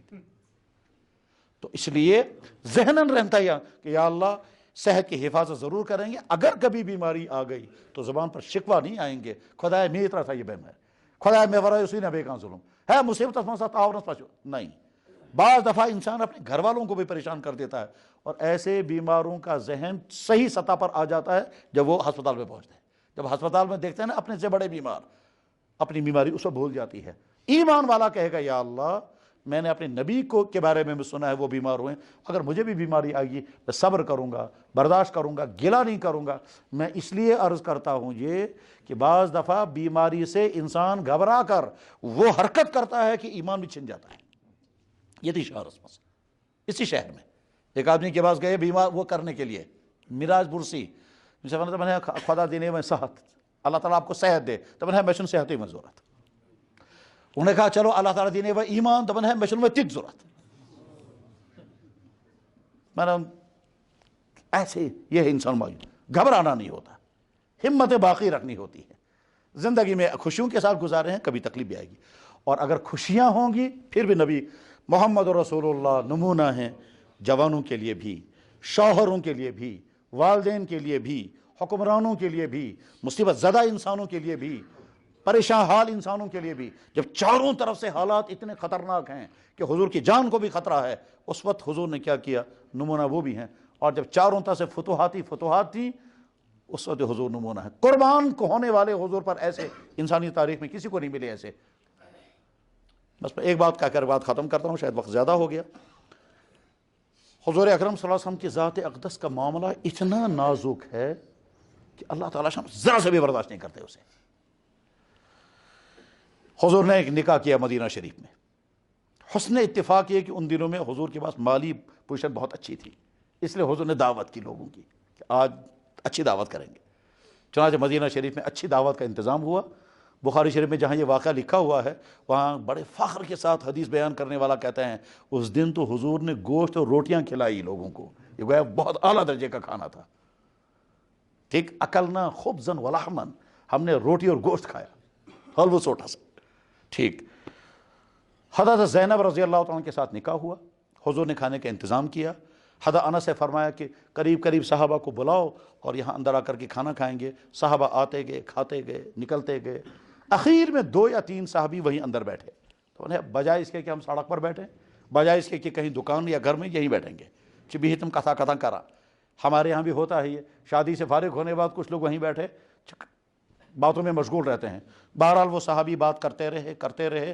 حضور اکرم صلی اللہ علیہ وسلم دروازے پر آئے، ادرائے سری کے نہ مگر 3 صحابی چھ بہت۔ حضور نے سوچا یہ نیرہن تو بکرہا پانی کام، ٹھیک، مگر حضور نے زبان سے کچھ نہیں کہا، واپس چلے گئے۔ تھوڑی دیر کے بعد آئے تو دیکھا تم چھ بہتی۔ حضور نے سوچا یہ نیرہن تو مجھے اپنا کوئی کام تھا، مگر وہ نکلے نہیں۔ اچھا، ان سے حضور نے کہا بھی نہیں آپ لوگ نکلو، اگر حضور ان سے فرماتے نیرو سے بکر پانی کا، ٹھیک نہیں، ان سے کہا بھی نہیں۔ جب تیسری مرتبہ حضور واپس چلے گئے، ان کو خیال پڑ گیا کہ شاید حضور نے 3 دفعہ جو نگاہ ڈالی، شاید حضور چاہتے ہیں ایسپیز میں وطن سے درائی۔ اب حضور کو پتہ چل گیا کمرہ خالی، یہ مسجد رائے، حضور تشریف لائے۔ جب حضور اندر تشریف لائے تو آیت نازل ہو گئی، قرآن کی آیت، اے ایمان والو جب نبی کے گھر میں تمہیں بلایا جائے تو ادب کے ساتھ آؤ، اور جب کھانے سے فارغ ہو گئے تو وہیں کیوں بیٹھے رہے؟ اس سے میرے نبی کو تکلیف ہو گئی۔ ولا مستأنسین زتہم سپار یا ایھا الذین آمنوا لا تدخلوا بیوت النبی، اے ایمان والو نبی کے گھر میں ایسے مت جانا۔ ولا مستأنسین لحدیث، جب تم کھانا کھا چکے تو اب وہاں کیوں بیٹھے رہے تم؟ ان ذالکم کان یؤذی النبی، اس سے تو نبی کو تکلیف ہو گئی۔ ما کان لکم ان تؤذوا رسول اللہ، تمہیں ہرگز مناسب نہیں ہے تم اللہ کے نبی کو اذیت پہنچاؤ، تمہاری اس بیٹھنے سے وہاں تکلیف۔ ان صحابیوں کو تو پتہ ہی نہیں چلا، اگر حضور نے کہا ہوتا ہے نیر تو وہیں، اگر تم تمبت نیر ہے نا دبو کہاں، ٹھیک ہے، واقعی حضور نے منع کیا، پھر کیوں بیٹھے رہیے؟ ان بیچاروں کو خیال نہیں آیا، حضور نے زبان سے نہیں کہا، یہ جو حضور کے دل میں آیا اس پر اللہ تعالیٰ فرما رہے ہیں تم کیوں بیٹھے رہے وہاں؟ تم کو ہرگز گوارا ہونا چاہیے تم اللہ کے نبی کو اذیت پہنچاؤ۔ پھر فرمایا جو لوگ اللہ کے نبی کو اذیت پہنچائیں گے ان پر دنیا میں لعنت اور آخرت میں عذاب۔ سامنے ہے صحابہ۔ پھر فرمایا ان اللہ و ملائکتہ یصلون علی النبی، چنا پارانی تو آئی، یہ ہے وہ آیت۔ پہلے ہی ساری ڈیٹیل آئی، کہا اس نبی پر تو میں درود بھیجتا ہوں، تم تکلیف پہنچاؤ گے اس کو۔ تکلیف کیا پہنچانی؟ ہرگز نہیں، صرف اتنی تھوڑی دیر، اللہ اتنی بات بھی برداشت نہیں کرتے۔ حضور اکرم صلی اللہ علیہ وسلم کے پاس ایک وفد آ گیا، ایک قبیلے کا، وہ بہت سیدھے سادے لوگ تھے، دور کسی گاؤں پہاڑ کے علاقے رہنے والے، وہ نہیں جانتے تھے مقام نبوت، وہ نہیں جانتے تھے عظمت رسول، سیدھے سادے لوگ دروازے پر آ کر کے دھک دھک کر کے دروازہ کھٹکھٹایا اور کہتے ہیں محمد جلدی باہر، اخرج الینا محمد، محمد جلدی نیچے ہونے باہر۔ حضرت حضور صلی اللہ علیہ وسلم حیران ہو گئے، کیونکہ حضور جانتے تھے صحابہ جب آتے ہیں تو بہت دیر دروازے پر کھڑے رہ کر سوچتے ہیں ٹھک ٹھک کروا کننا، اس کے بعد جب ہمت کرتے تھے تو ناخوں سے دروازے کو کرتے تھے ٹک، اگر اتنے بھی حضور آئیں گے تو ٹھیک، ورنہ ہمت نہیں کرتے تھے۔ حضور کی ذات، حضرت عمر جیسا انسان گھبرا جاتا تھا۔ تو یہ کون لوگ ہیں جو اس طرح سے آئے ہیں؟ بہرحال بیچارے آئے، وہ حضور نکلے باہر، ان سے بات چیت کی، انہوں نے مسلمان ہو گئے، وہ کلمہ پڑھا، اب یہ واپس جا رہے تھے۔ تو حضور اکرم صلی اللہ علیہ وسلم نے سوچا ان کے پورے علاقے کے لیے کسی کو گورنر بنائیں گے، مگر بناؤ چھ مزکا، پورے علاقے کے لیے سربراہ بنانا ہے۔ مسلمان کبھی سربراہ کے بغیر نہیں رہے گا، غیر مسلم ملکوں میں بھی اگر مسلمان رہتے ہیں اپنے کو سربراہ بناؤ۔ کہا یہ بہت لمبا ٹاپک ہے، میں اس طرف نہیں جاؤں گا اس وقت۔ حضور اکرم صلی اللہ علیہ وسلم نے سوچا ان میں سے کس کو بنایا سربراہ؟ تو حضرت ابوبکر صدیق کو بلایا، کہا یمن دی تو نظر محمد کس رج مناسب۔ حضرت عمر سے فرمایا تم بھی دیکھو۔ اب دیکھ رہے ہیں ایک کو، آپ کا نام کیا ہے؟ یہ ہے، اس سے تھوڑی بات چیت کر کے اندازہ ہوگا یہ روزہ مناسب کہ وہ روز مناسب۔ ٹھیک، حضرت ابوبکر صدیق نے کہا حضرت میری رائے میں فلاں آدمی بہت اچھا ہے، اس کا نام ہے کا ابن معبد، یہ مناسب رہے گا۔ تھوڑی دیر میں حضرت عمر آئے، ہاں جی کیا سوچا تم نے؟ کہنے لگا جی میری رائے میں وہ دوسرا آدمی وہ ٹھیک ہے، اس کا نام ہے اقرا ابن حابس۔ یہ جو میں واقعہ سنا رہا ہوں یہ بخاری شریف کے کتاب التفسیر میں سورہ حجرات کی تفسیر جہاں ہے وہاں پر ہے۔ یہ کتاب جن کے پاس ہوگی وہ جا کر دیکھنا چاہیں، یا آئندہ جب کبھی آپ بیان کرنا چاہیں تو پڑھ سکتے ہیں اس کو۔ سورہ حجرات تفسیر یا جائے اس جگہ یہ واقعہ یہ حدیث لکھی ہوئی ہے۔ بہرحال حضرت ابوبکر صدیق رضی اللہ عنہ فرمایا حضرت سربراہ بنائیں کا کو، اور حضرت عمر نے فرمایا سربراہ بنائیں اقرا کو۔ تو حضرت ابوبکر نے حضرت عمر کی طرف نظر کر کے کہا تمہارے سے کیا ہو رہی؟ جس کا میں نے بتایا تھا آپ بھی اسی کا نام بتاتے، شہزاد اصل نفر سے کیا ہم سننا ہو؟ میرے ذہن میں آیا وہی ٹھیک ہے۔ حضرت ابوبکر نے کہا آپ نے میری بات کاٹی۔ حضرت عمر نے فرمایا میں نے آپ کی بات نہیں کاٹی، میں نے اپنی تجویز پیش کی۔ نا سو سے مرضی میں کاٹ گسے۔ حضور نے کہا نہیں جی میں نے اپنی رائے پیش کی۔ حضرت ابوبکر صدیق نے فرمایا نہیں آپ نے میری رائے کاٹی ہے۔ حضرت عمر نے کہا نہیں میں نے آپ کی رائے نہیں اپنی رائے پیش کی ہے۔ حضور نے ایک نگاہ حضرت ابوبکر پر اور ایک نگاہ حضور پر، میری موجودگی میں اتنی زور سے بات کر رہے ہیں، مگر حضور نے کچھ نہیں کہا، خاموش۔ اچھا نیرو تو کھڑا ہے سوال بکر پانے میں فاصلہ۔ ٹھیک، آیت نازل ہو گئی، اے ایمان والو خبردار نبی کے سامنے اپنی آواز اونچی مت کرنا، لا ترفعوا اصواتکم فوق صوت النبی۔ آواز بلند کرنے والے کون ہیں؟ اس امت کے سب سے اونچے درجے کے دو لوگ، حضرت ابوبکر صدیق، حضرت عمر فاروق۔ اپنی آواز نبی کی آواز سے اونچی مت کرنا، اگر تم نے نبی کی موجودگی میں اپنی آواز اونچی کی تمہارے اعمال ختم کر دیے جائیں گے، تم کو پتہ بھی نہیں چلے گا۔ مقام ابوبکر اور مقام عمر ذہن میں رکھیں اور پھر اللہ کا رویہ دیکھیں اپنے نبی کے بارے میں۔ اللہ اس نبی کے ساتھ ہمارا تعلق مضبوط سے مضبوط تر۔ اپنے بچوں کو ضرور سیرت رسول کے ساتھ جوڑیں، مستقبل میں نہیں معلوم کیسے حالات آنے والے ہیں، اللہ اس مستقبل کی حفاظت فرمائے جو خطرناک مستقبل آنے والا ہے۔ اپنے آپ کو سیرت کے ساتھ جوڑیں۔ وآخر دعوانا الحمدللہ رب العالمین۔ کریو دعا ذرا۔ یا اللہ آپ کی بارگاہ میں شکر ادا کرتے ہیں، آپ نے ہم کو اپنی اس نبی کی امت میں پیدا فرمایا، جس نبی کی امت میں پیدا ہونے کی تمنائیں نبیوں نے کی، جس نبی کے نبی ہونے کا اعلان آپ خود کرتے ہیں اور کہتے ہیں میں گواہی دے رہا ہوں میرا محمد نبی ہے۔ یا اللہ اس نبی کی امت میں آپ نے ہم کو پیدا فرمایا جس نبی کے بارے میں آپ نے فرمایا خود میرا یہ نبی تمہارا اتنا شفقت کرنے والا ہے کہ تمہارے پاؤں میں کانٹا چبھ جائے، تمہیں تکلیف ہو یا نہ ہو، میرے نبی کو تکلیف ہو جاتی ہے کہ میرے امتی کے پاؤں میں کانٹا کیوں چبھ گیا۔ یا اللہ اس نبی کے بارگاہ میں ہماری طرف سے درود و سلام، اتنے درود و سلام جتنے آج تک اس کائنات میں آپ کی طرف سے درود و سلام ان کی ذات اقدس پہ اتارے گئے ہیں۔ یا اللہ شروع کائنات سے آج تک جتنے بارش کے قطرے اترے ہیں اس سے زیادہ درود و سلام ان کی بارگاہ اقدس میں ہمارا نام لے کر پیش کر دیجئے۔ یا اکرم الاکرمین و یا ارحم الراحمین، اسی نبی کی زندگی کے مطابق ہم کو زندگی عطا فرما، اسی نبی کے دین کو دنیا میں غالب کر دے یا اللہ، اسی نبی کے دین کو دنیا میں غالب کر دے یا اللہ۔ آپ کہہ سکتے ہیں اے ایمان والو، میں نے تم کو اتنے ملک دیے، میں نے تم کو سچا مذہب دیا، میں نے تم کو ساری صلاحیتیں دی، میں نے اس کائنات کا سب سے بہترین لوکیشن تمہارے حوالے کر دیا، مگر تم نہ خود دین پر چلنے کو تیار، نہ تمہارے بازاروں میں میرا دین، نہ تمہاری مسجدوں میں، تمہارے گھروں میں، تمہارے فنکشنوں میں، نہ تمہارے ایوانوں میں، کہیں میرا دین نہیں، نہ تم میرا دین دوسروں تک پہنچانے کو تیار، اور کیا میں تمہیں دوں گا یا اللہ۔ اگر آپ یہ گلہ کریں گے تو بلا شبہ حق ہے یا اللہ، آپ نے ملک بھی دیے مگر ہم نے آپ کے دین کے ساتھ بے وفائی کی اور ملکوں کو اپنی عیاشوں کا ذریعہ بنایا اور حکومتوں کو اپنی عیاشوں کا ذریعہ بنایا یا اللہ۔ ان عیاشوں کے لیے اپنوں پر ظلم کرتے رہے، غیر تو غیر ہی ہیں یا اللہ۔ امت مسلمہ کو اپنے نبی کے دین کا وفادار بننا نصیب فرما، اور وہ وفاداری جس کے بعد وہ اپنی زندگی میں اس کو دین کو لائیں اور اس دین کو پورے عالم میں غالب کریں یا اللہ۔ وہ ماحول عطا کر دیجئے یا اللہ، وہ ماحول عطا کر دیجئے یا اللہ۔ جناب رسول اکرم صلی اللہ علیہ وسلم نے اپنی ذات کے لیے اور تمام انسانوں کے لیے جتنی دعائیں مانگی تھی وہ ساری دعائیں ہم سب کے حق میں قبول فرما۔ سبحان ربک رب العزت عما یصفون، سلام علی المرسلین۔